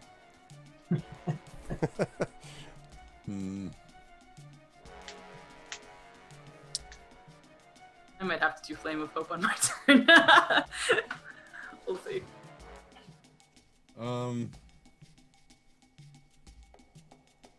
Yeah, Tani's gonna risk the attack of opportunity to smack another Poultice on the river. That's a 15 on the attack of opportunity. That meets my armor class. All So right. that hits. Then I regret to inform you that you are going to take another 7 points of damage. Brings me down to 33. Okay. And then another poultice on the river, you said? Fine. River, you gain 18 points. Wow. Nice. Hands of healer. Stop smacking poultices on her. And stop hitting her. Is your name Poultice Bear? Jesus. No. No. And then Tony and the orc just have a grunt off. Yeah, it's like, So I'm back at How 5. tall is he? he's not as tall as Tani. But Okay, I was gonna say but Tani's he's taller than him. I'm but that's pretty sure. partially because he has terrible, like all orcs, terrible posture, right? So that's part of it. Okay. All right. And So then you, Tani brings the quarterstaff around up under his chin. Stand up straight. And okay, so you did the poultice and the move, so that is your turn. That's going to lead us to Bolo. Bolo, you're on the ground. You can act. You are prone on the ground, but you could take your move to stand up if you wish. So you could either move and then run, stand up and run, or you could attack from the ground if you want, or you could stand up and attack if you don't move anywhere. I'm in full distraction mode, so the big guy is still there, right? Yeah, All right. I'm badly gonna hurt now. from my pack. I'm gonna take a sack of flour and just whip it at him. Okay, I love it. All right, that's an improvised weapon. I'm going to have you make a ranged attack. Let's have you so use it. Basically, it's a dexterity check with. I don't know if you're proficient in throwing sacks of flour, but it's Bolo, so I'm going to assume that he is. I feel like Yeah, so go ahead and add your proficiency to it. So it means your dex bonus +4, and then your your proficiency bonus 7 with the flour attack. If this was like a regular game of D&D, Yeah. and I would be playing a character who has like a cantrip to make fire, I would try to make a dust explosion now.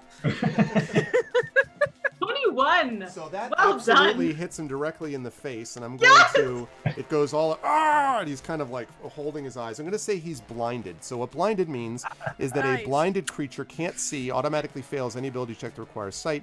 Attack rolls against the creature have advantage. The creature's attack rolls have disadvantage until he can clean the flour off.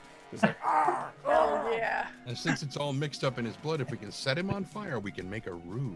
I was literally gonna say, River sees this happens.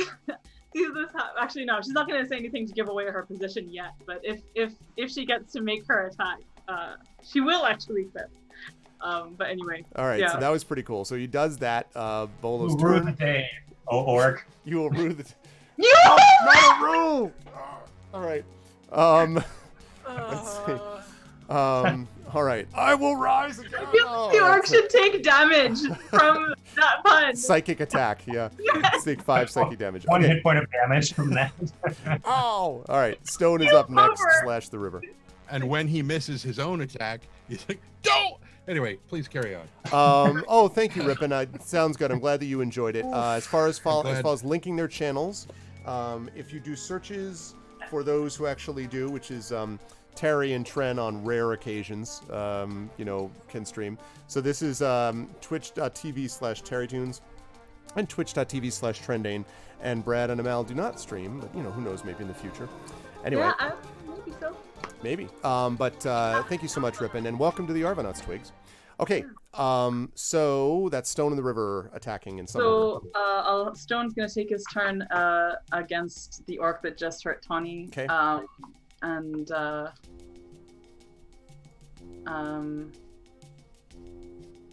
Actually, no, you will. Okay, yeah.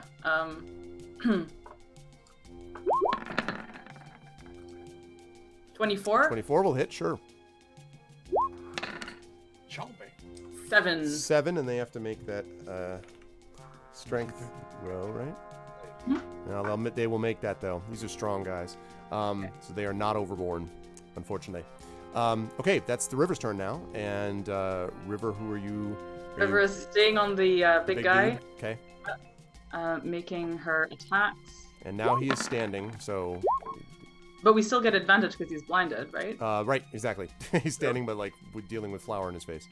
So that's a 21 and an 18. 18 will not hit. The 21 will. Okay, so this is first set of attacks. That's for 5. Okay. And then second set.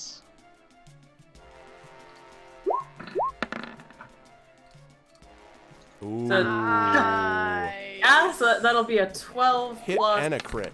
Yeah, so 16. Okay. So 21 points of damage.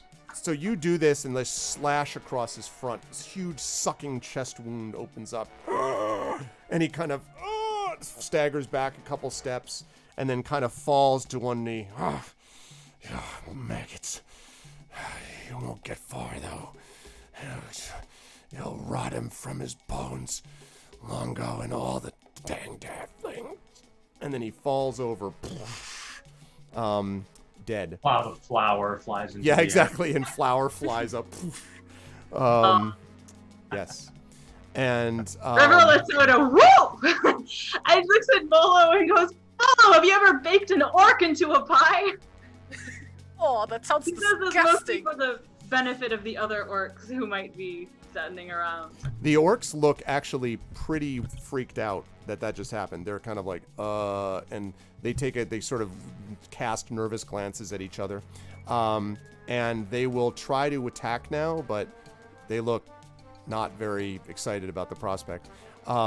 Okay, the one that was on Tawny is going to get a 15. Is that yes? Sorry. Okay. All right, that's going to be 8 more points of damage. Okay. The second one that was hit previously by Stone is going to try to attack Stone, but is going to get a 12, which I'm pretty sure is a miss. And then we have, let's see, 2 on Inga, and 1 is going to come up on Bolo. So the one on Inga is going to be a 16 and a 14 are the 2 from Inga. First one hits. Okay. And that is going to be an 8 points of damage on that. And then the one on Bolo, attacking you with the flower, that's a 17, as you had the flower. 17, Bolo, on your AC. Does that hit by chance? That probably hits. I don't know. Yeah. I have probably light leather on. Okay. So, let's say as that does, that's going to be 7 points of damage to you, Bolo. Ouch. Yep. Okay. All right, and that is their turn. It is, you can see these 5 remaining orcs. 2 of them are hurt. They all look nervous. Big guy is dead. And I want to move us along because we have about 15 minutes that we can go. So I want to move us as fast as we can. Wait, how many orcs are left? There are 5 remaining orcs. There were 6 small ones and 1 big one. You killed one big one. Sorry, you killed the small one by decapitating him. There Yeah. were 5 others that are left, 2 of which have been hurt. You've killed the big dude as well. Oh, so wait, you've killed 1 big dude and 1 small dude. But, so 3 of them ran away. They all One are of back, those though. ones they all came back. They're all Okay. back, right? That was, I mentioned last round that last one that finally made its save and came back. Oh, okay. yeah. So, Uh, all right. So with that set up, that is going to bring us up to, let's see, the guards went. Inga, you were up next. Yeah, I hit the. Oh no, ha, even better. So Bonnie, get his turn. Inga turns around to face the other orcs and raises her axe up with Oh. one hand and shouts, "We got your leader! You can't defeat us!" and activates Flame of Hope, which Field buff. And use his inspiration. Hmm? Sorry, I said I'm Yes. silly. It first of all, everybody gets 1d6 plus 3 HP healed. So you do that, Inga. Go ahead and roll it. And then everybody gets inspiration. So, Yeah, no, actually, Inga rolls that. yes. So for everybody, so 6 points of so healing. everyone for gets everybody. 6 back. So Bolo is at 17. Stone is at 27. River is at 31. And Tawny is also at 31. And Ingrid, is it also you, or is it just your allies? I think it's also Everyone. That's Yeah. what I wrote down. Okay. allies. See, allies lose frightened, get that, and yeah. Wait, what? So I'm just reading what my notes were. Sorry. Yeah, I'm pretty sure we're included in that if we do that. All right, let me look around though, because. Okay. Anyway, while I'm doing that, Flame of Hope. All of your allies within 30 feet. Okay, and you'll need to take a long rest before you can evoke this ability again. Yeah, I'll assume that counts for you as well. Technically, allies doesn't necessarily refer to you, but in this case, I think it will. So, Like I specifically wrote down gain inspiration in brackets everyone. So. yeah, that's fine. Okay, so 21, that's your action. Good stuff. You're going to stay where you are, I assume, Inga. Engaged, so to speak, with these people. All right, Tawny, you have been inspired and healed. There are 5 of these guys left. 2 hurt. One of the hurt ones is one of the ones that's closer to me, right? Correct, that's right. All right. So Tawny will be like, "Time to join your leader," and Okay. you just got promoted. Okay. Smack the crap out of him. Hopefully. Oh, that's delightful. Wondering if we should keep one of them weak but alive to interrogate, but. That 9, unfortunately, is not going to do it, Tawny. That's Wait, did you not use inspiration? Oh yeah, I'm sorry. Did you use inspiration? I'm sorry. I didn't call it, so no. Okay. So Bolo, you were up. You are inspired as well. And there are 5 of these dudes left. Okay. I'm running out of sacks of flour, but I will take one more. I'm still in distraction one, and I'm gonna say, "We took down your leader. We'll take down you too." And I'm not actually gonna throw it, but I'm gonna make like I'm gonna throw out one of them and just try to distract them for the rest of the group. Aww. Okay. I'm gonna ask you to make a deception check for me, please, which is charisma based. And I don't know if you're. We need to make sure we go over your skills. 14 charisma. Okay. Oh, +2. +2. Yeah, flame of all allies in 30 feet. Ah, Whoa! Oh my Natural god, that's 20. hilarious. Nice! Critically, he's like, flower! ah! Like, so, Not the he's flower.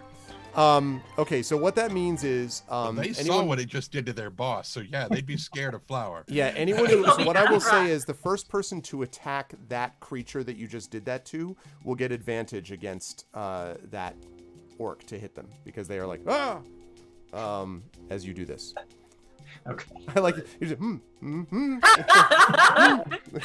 Bernie Sandersing yeah, I was like, these orcs. I've got to ask you to do something. Please go attack the billionaires and the millionaires with this flour bag. I'm about to throw at your face.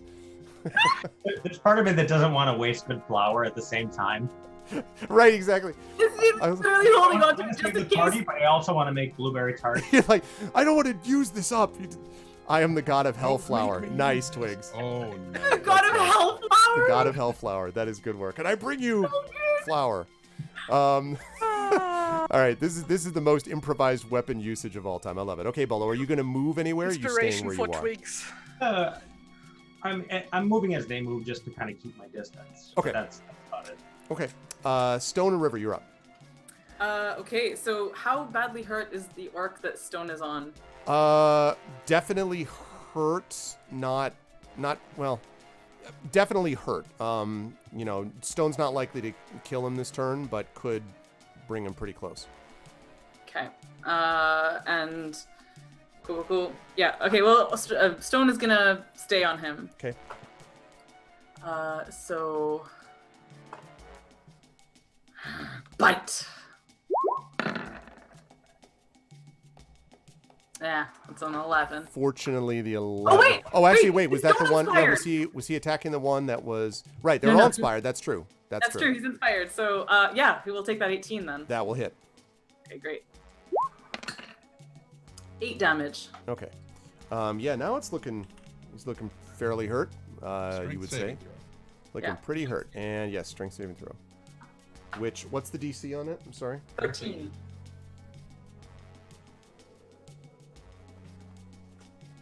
Oh, this one. Too many books. All right. That one is going to...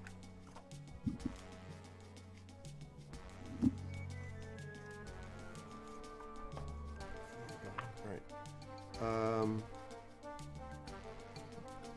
We'll just make it. Ooh, So- oh, he makes it. Oh, never mind. Just make it. Stays Thought up. we made it. Yep, sorry. Just stays up. Okay, River, you're up. River is up. So she's already getting advantage on this guy, right? Yes, correct. So she's going for the So one you could who attack, right? You could try to attack, right? Yep, yes. Actually, so she gets 2 attacks, and they don't have to be on the same person, right? Like Bolo is with both of these people, right? Yeah, but we need to talk about this because I thought the last time we said that the 2 attacks, if you take an attack action, which gives you 2, it needs to be used on the same person, the same creature. Okay, because what I remember is in the past because the fact that she has these 2 axes, you said that she can only use her attack on one person. She can't attack with one Right. axe on one and attack on the other. Right. But that you said that when she gets to attack twice. Oh, yes. That's correct. Yes, right. So So that's true, actually. I guess that's true. Yeah, because you're taking the attack. Yeah, that's right. So okay. yes. So I just want to know my options. Yep, you're right. No, you're right. And so are both of them distracted? No, Are they? So she only gets advantage on one of them? that's right. Now you could attack the one guy who automatically gets advantage against him because of the flower thing, and then use your own inspiration to Right. get advantage on the other. I think that's what she's gonna do. Here. Okay. So here we go.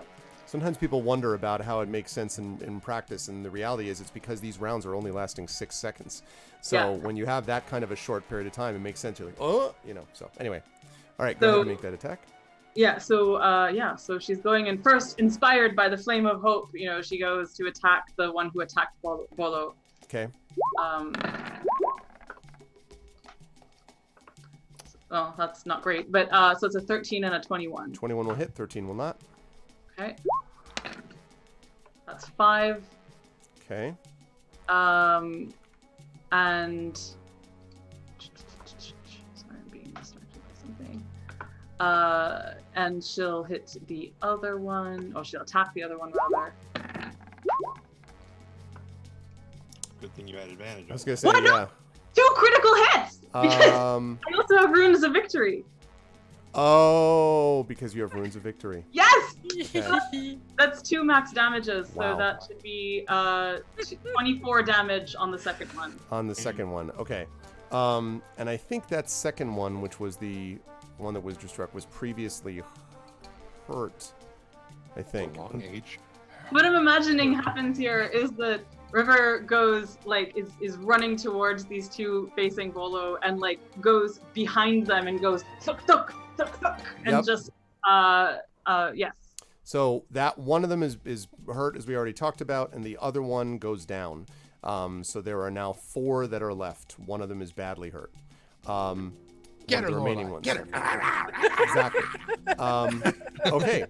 So now the one that is the worst hurt. Now it's real easy. It's 4 on 4. So one is going to go here on the river and is going to disastrously miss.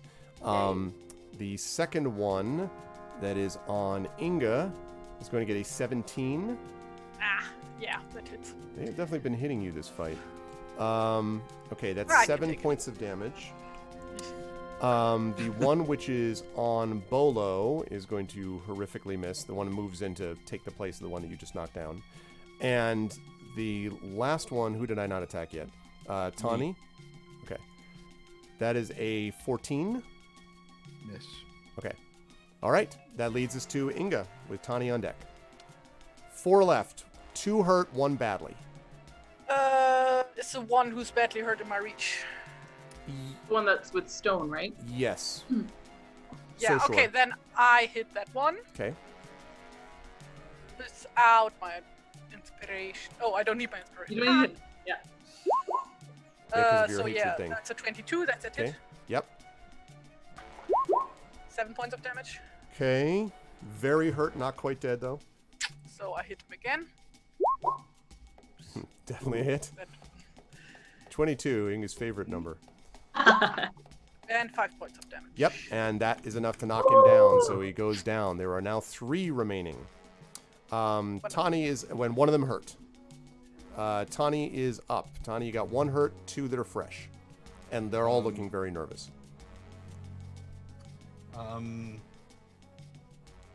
Are the one that's hurt is the one that was on me? Yes. Or Yes, that's Okay. right. so rather than invoke an attack of opportunity, I'll just stay with him.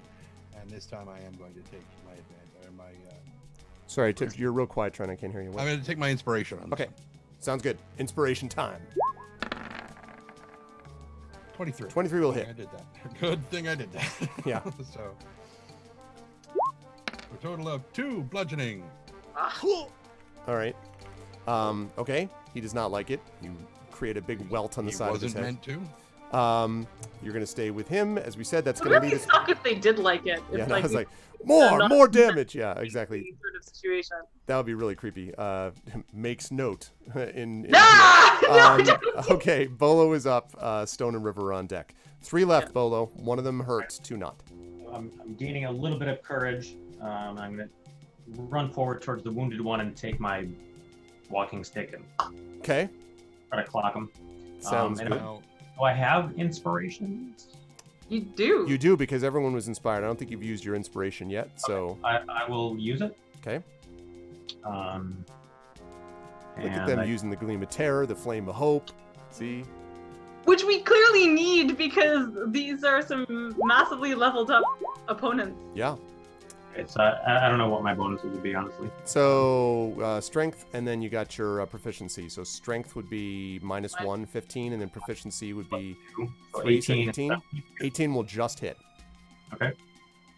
So And you then, can now roll your damage. And I think on a quarterstaff, it's Isn't that probably... what Tani has? if he's doing two-handed, it's 1d8.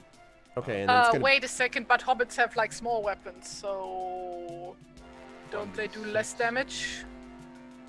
Then it would probably be 1d6, and your strength means you'd lose 1 point of damage to that. So because of -1, so you'd have 4 damage total, Okay. which definitely Bludgeoning. it feels and doesn't like. I like the image that you hit in the exact same place Tani did, so like the welt is even bigger. Ah! Stop Right. hitting that same And that's why he does more damage. That's 'cause I stop. softened it up. Right, Wait, exactly. Doesn't Tani and Bolo are on the same orc? Yeah, Bolo ran up to Tani's because Oh, he saw okay, that. great, Yeah, great. so. Yeah, or I shouldn't say ran up, moved to it, because at this point you're all so close together that it doesn't make much of a difference. Okay, that is So what- Bolo's. Yeah, what's up? we were talking originally about the flanking? No, wait. Bolo doesn't really have the No. experience necessary, No. so he's not going to understand flanking. But I guarantee you, Tawny's going to teach it to him Okay. during the next round. Sounds like a plan. I'm excited for it. Okay, so wait, that was Bolo, so that means right, Stone and River back up. So Combat rounds moving quick. Stone's orc is dead now because Inga killed it. Yep. So he's gonna move to River, and like River's on one guy, right? Right, Like and that one that's on you is fresh. no, he's got 5 damage. No. Nope, From- that one's already dead. There are 2 fresh ones, and there is one non-fresh one which has been dealing with Tani and Bolo's double-handed to the face. Was that the one that she had hit for 5 damage before? That one that you hit for 5 damage is already dead. Inga just killed it.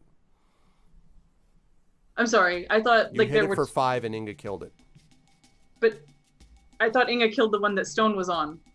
Yes. Well, but I thought there were 2 opposite Bolo. there are One over here, one over here, and I don't recall about that. I just know now there are 2 fresh ones and Okay. 1 hurt one. So you can be with whichever one you want. Is the point. okay, cool. Because we're close enough now. I don't That's fine. remember. I think it was the same. It doesn't matter. I don't remember. Okay, in that case, Stone will go to the hurt one. Okay. And River will face the fresh ones. So You want Stone up first, or you? Stone up first. Okay. Yeah. So Stone is gonna growl and bite. For 20. That will hit. Absolutely. And 9 piercing. 9 piercing, which means he's very hurt. Let's see if he makes the strength saving throw. He does make the strength saving throw. These guys are hard to bring down. But he is very hurt now. Okay, River, you're on the fresh one, you said. Yeah. Well, are there 2 fresh ones? 2 fresh ones, yeah. So whichever fresh one you like, doesn't it? So yes. So she's going to. So first attack.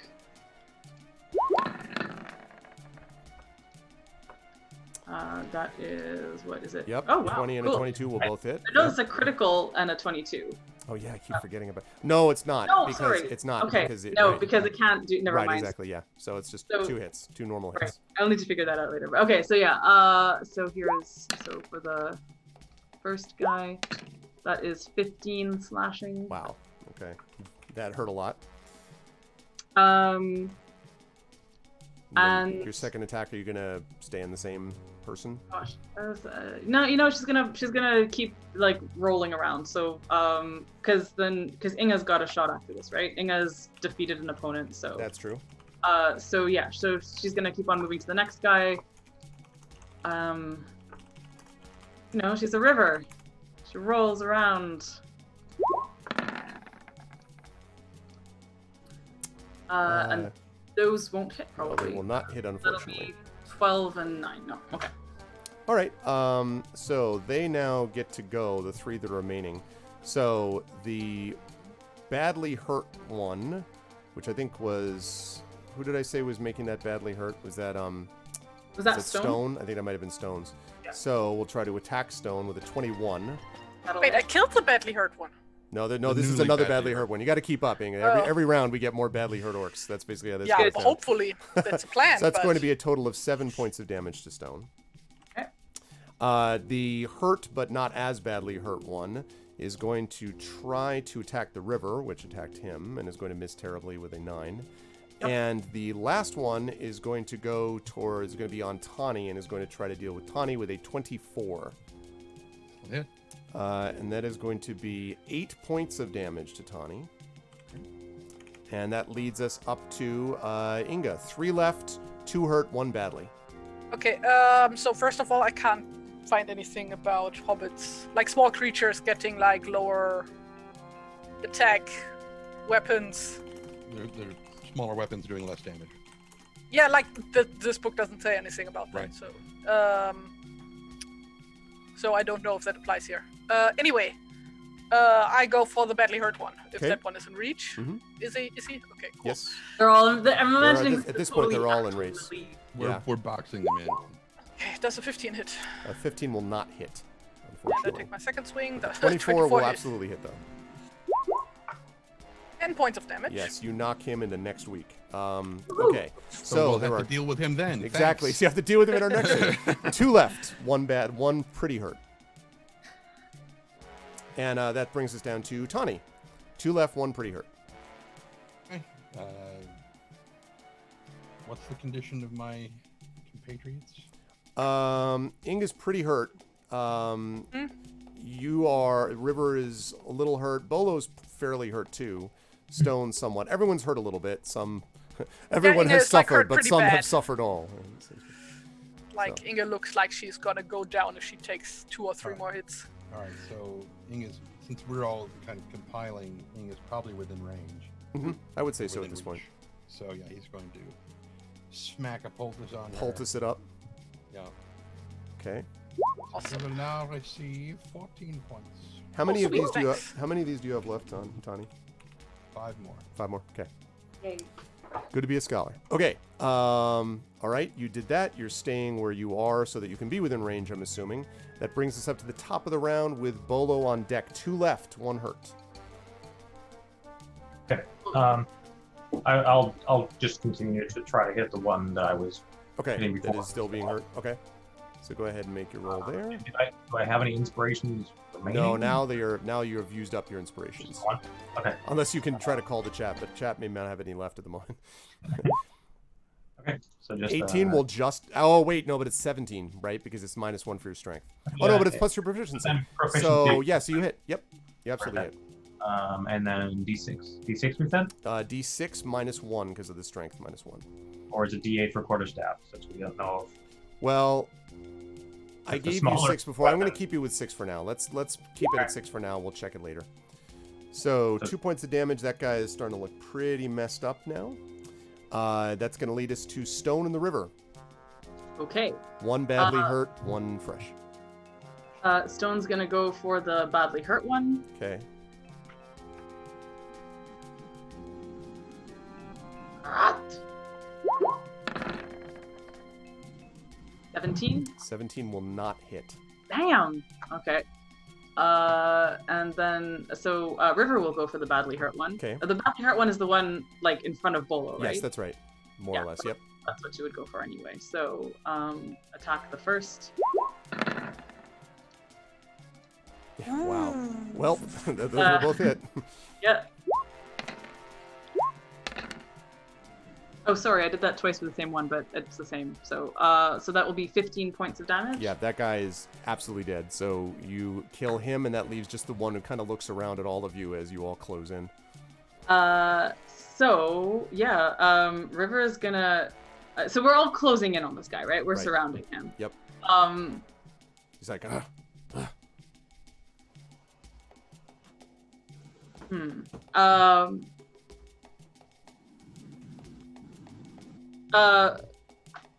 River's got her axes raised, totally about to attack, and says, "Do you surrender?" Are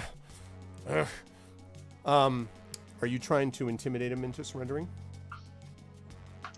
I feel like she's. Or persuade him into surrendering? I mean, I think so. I mean, I think they want more information about what's going on, and he's the only one left.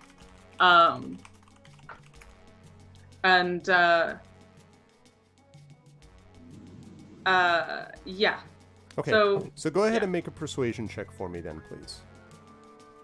An argument being made for advantage, given the fact that these people who are now surrounding him just took down every one of his friends. It's possible that he fears other things more than all of you, but Just we will see what happens.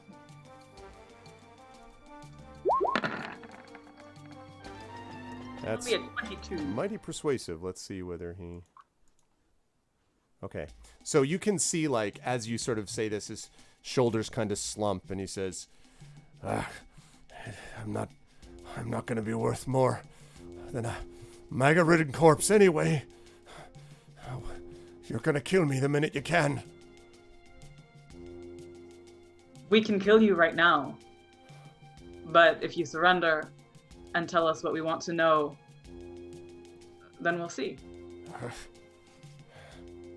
And so he stops, and then he kind of lowers his axe to the ground and drops his axe, and he raises his hand.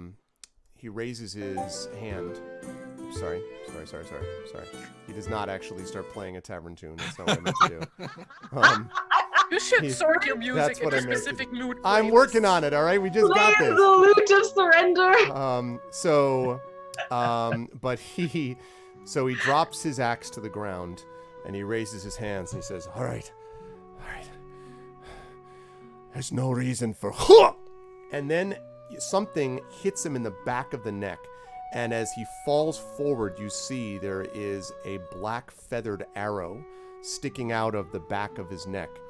And he kind of grabs it, and he says, I told you, Longo's got eyes everywhere.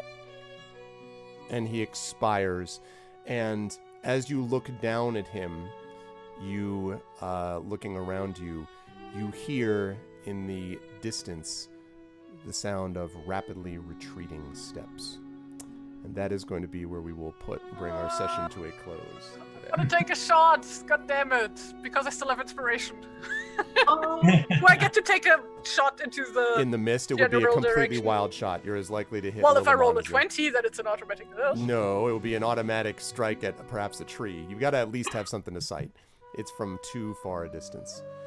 So, the plot thickens. Who is this Longo? What is this thing about him being a halfling? And who silenced the orc before he could tell you what you wanted to know?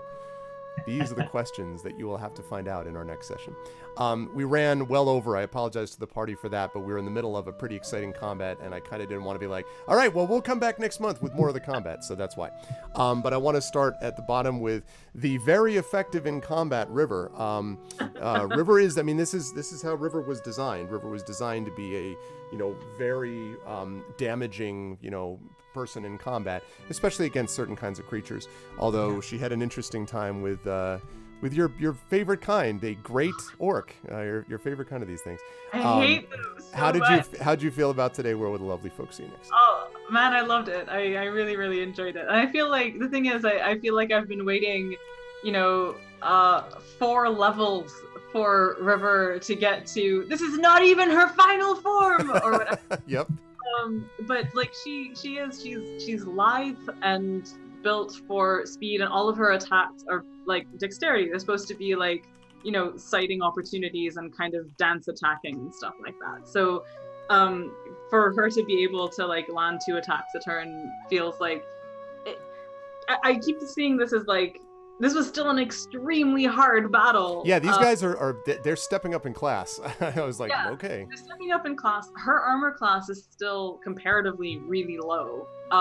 Like she's got like a 14 armor class, so that I think that makes her a bit of a glass cannon here, where she has 4 opportunities to roll really high a turn, but she still takes a lot of damage. So I'm enjoying that. I think that's still very much like her character and stuff. Well, and also I want to say your Gleam of Terror was really important there. You needed those 3 orcs out of the fight. You already were dealing with 7 total orcs, counting the big guy. So as it was, I mean, listen, Bolo ended up with 17 hit points, Stone 20, Ingo with 28, Tawny with 23. After the healing. You, the River, had 31, and that's after Tawny like firing poultices out at people like they're going out of style.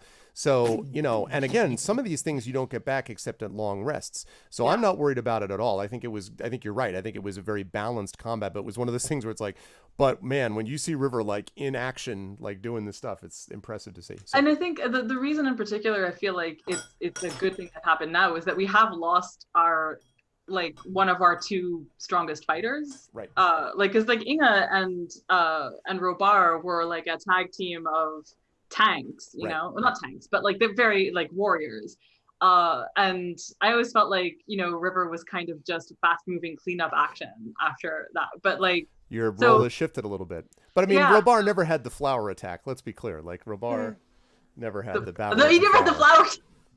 I was thinking like flower of chivalry, but Bolo has his own flower of chivalry. Different kind of flower. No, I thought that was fantastic. I loved Bolo stepping in to take a role in this combat, and like I'm really, really looking forward to like just role playing the aftermath of that, and just like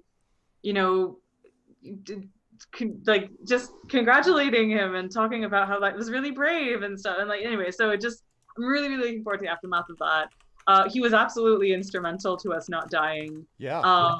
And everything about the plot thickening, like the fog, like the pea soup fog, is really exciting. So, I super enjoyed it. I can't wait to see where it goes next. I'm really bummed that it's going to take weeks before we play again because I'm moving house soon.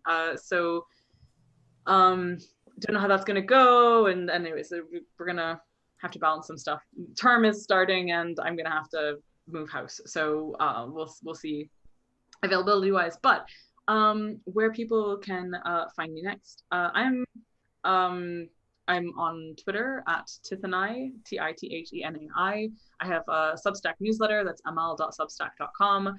And I'm doing a reading tomorrow, actually, online, as all things are right now, in the Ephemera reading series that is based in Toronto, but is now also worldwide. So if you want to tune into that, I'll have details in my newsletter later today, but it will be tomorrow evening. So I should find a link to that and like drop it into the chat or something. And yeah, that's basically it. Yeah, we'll see you everyone here again, I guess. Absolutely. And I am excited for that. And yeah, again, congratulations on all the accolades and so forth. Terry, Inga definitely had a lot of, your hatred against the orcs came in good use here as well. Because these were beefy. I mean, like, I remember when I was first prepping for this and I was looking at it and I'm like, well, they are not joking around. They want the party to be like, welcome to the higher level campaign. Because they're not joking. And just one quick in-game thing, it's pretty obvious to everybody, probably even Bolo, I would think, that this was a deliberate ambush and sort of set up this way. And indeed, it could have had some, without the specific combination of things, might have been disastrous. But Inga definitely managed to hold in there, both in terms of attracting attention and taking damage, and then obviously being able to deal it out too. So it was a good balanced combat set of session today for Inga. How'd you feel about today, and where will the lovely folks see you next, Terry? Oh, this was a ton of fun. I mean, just love this game and this group. So,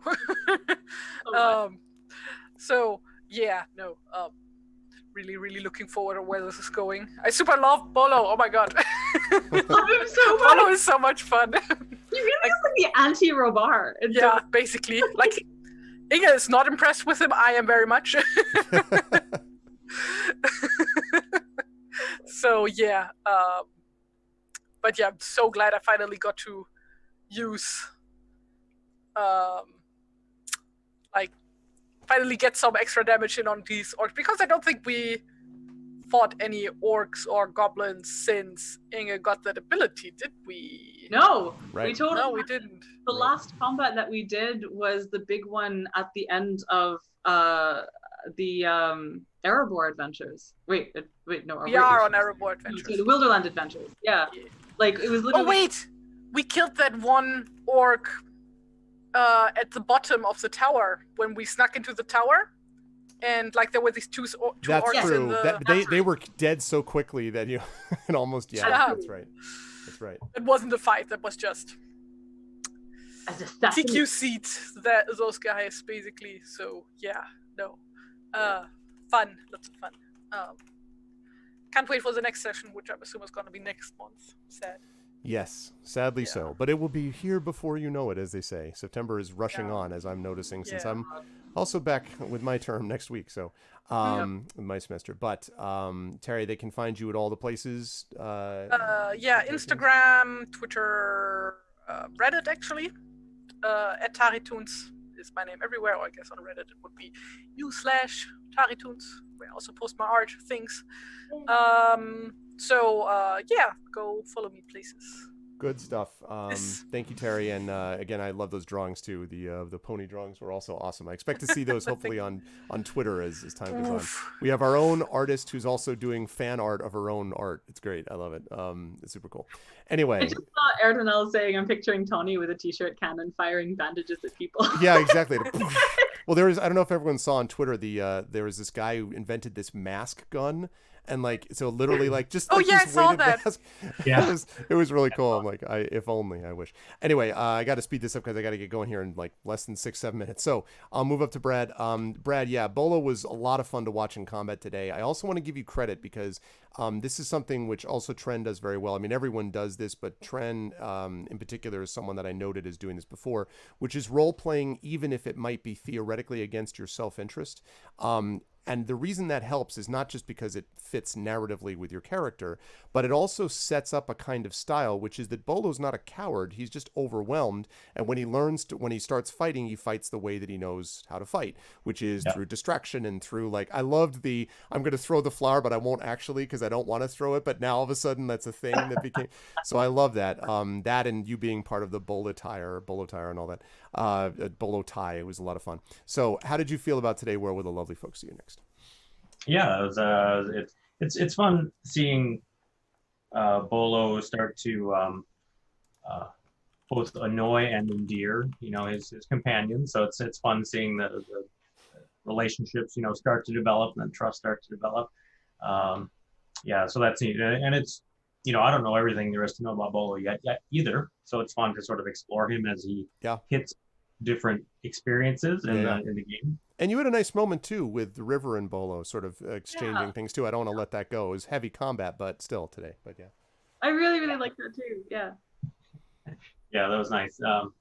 And where people can find me, I will mention, and I'll over the next few times until it actually hits. I'm running a class on Lit Reactor.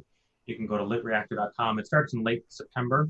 I'm forgetting the exact date, but it's coming up, and you can go to Lit Reactor. Just search for my name, Brad Bollier, and you'll find the most recent class coming up. And again, it's kind of a neo-pro type of writing class that looks to provide a bunch of tips and tricks to help elevate your writing. And then I'll make a quick mention too. I'm running a paperback sale. Authors, as different editions come out, you get these free books as part of the contract, and I just have a ton. And they don't go as often as like hardcovers do, so I'm just trying to get rid of a bunch. You can find it on quillings.com. You'll find the announcement in the store. And then Twitter's where I most frequent, so Twitter at @bbollier. But great adventure. Thanks, you guys. Good stuff. Thanks, Brad. Always a pleasure. And last but certainly not least, as I head into the finish line here, Tren, good stuff out of Tani. I mean, listen, Tani was doing work as a scholar today. Heal, like with the poultices. But also, the thing I thought was interesting was you have these two relationships developing with the River and Bolo, sort of the River kind of seeing the side of Bolo that she kind of likes despite some of her frustrations. Tani, I think, for the first time was kind of like, it's serviceable maybe, like things like maybe I could work with you on at least learning how to do this thing. And so it's an interesting sort of dynamic that exists there too. How'd you feel about today? Where can people find you next? All of this plus one. Echoing everything everybody said. Yes, absolutely. And for those people out there who do not understand the difference between player relations and character relations, is that we had this happen in I&B a lot early on, is that like we get into arguments with characters like, why is he so angry at Brad? I'm not angry at Brad. Tani is frustrated with Bolo. It doesn't go outside of that. And I am a huge fan of character conflict where appropriate and where applicable.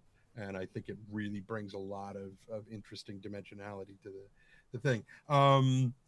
Where will people see me? Right back here on Saturday for Curse of Strahd, which is they're finally in Castle Ravenloft itself. They're in finally. Castle, and they found a way to split themselves up too. So they're all in different places. And how many sessions do you guys in? Oh, we're day 50. 50, yeah. Yeah. And I'm certain we're gonna slow bird campaign. I see. We're gonna well. But the coffee shop AU of campaigns. They went everywhere but the castle. But anyway, yes. So for those of you here, my compatriots in the game, remember that your inspirations evaporate at the end of the month. So it's true. Those are now gone. But for those of you in the audience who are watching, who still have inspirations, save them for Infinity and Beyond on Saturday. That's right. And Esper Genesis, and you'll have to take that up with the Shadow Crew. Community D&D is tomorrow, so you'll have to argue with them about it. If none of you guys tries to seduce Strahd, I'm gonna be disappointed. Well. Strahd, they're all real unhappy with Strahd, so I think. I mean, Weller's got very long, very nice hair. He could probably no. Blind him with sparkles. Exactly. No, what I was gonna say something and I forgot what it was now.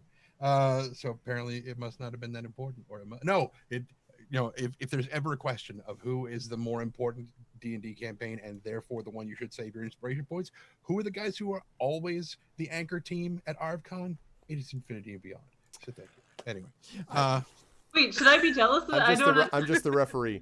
No, I mean, listen, the last time I think actually Esper Genesis brought in a lot early on for ArvCon this last time. Yes, they and did. then, but everybody did a great job. Anyway, I got to get going here. Find Tren also with all the voice acting stuff, the latest Shadowrun book, audio book, and all that kind of good stuff. Super, super happy with this party and with this group. Such a pleasure to have talented people and friends, and also people who love Tolkien like I do and love this world that we've created together. So thank you. Chat, can we get some love for our players? And I will see all of you in various places, but in this campaign, I'll see you next month. Tren, Brad, Terry, and Amal. Thank you all so much. Thank you so much. It's so much fun. I love it. Bye for now. Everybody. Okay, so that is going to do it for us. I literally have 2 minutes. This is not the way that I normally like to do things, but I got to get going on out of here. If someone could please type for me quickly, next game, please, because the vote is finishing up now. So I want to make sure that we just type that in. Now is the time to do it. So if someone could type that in, thank you very much, Rudnell.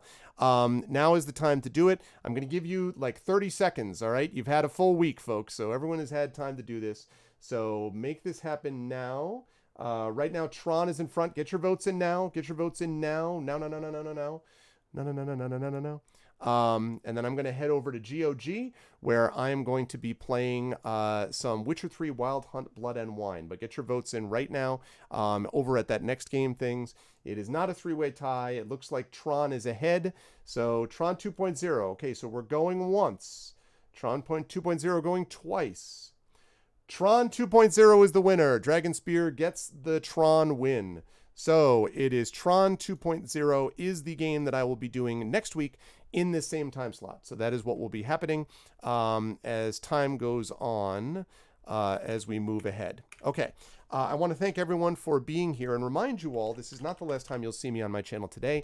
I'm going over to GOG right now, where I'm going to be over there for, as I said, Witcher 3 Wild Hunt, Blood and Wine. Then next week, then tonight at 9 p.m. Eastern, the Arvocalists make their return. The amazing voiceover team of the Arvocalists with Paper Mario, the Origami King. So that is happening tonight at 9 p.m. Eastern, so that's going to be awesome.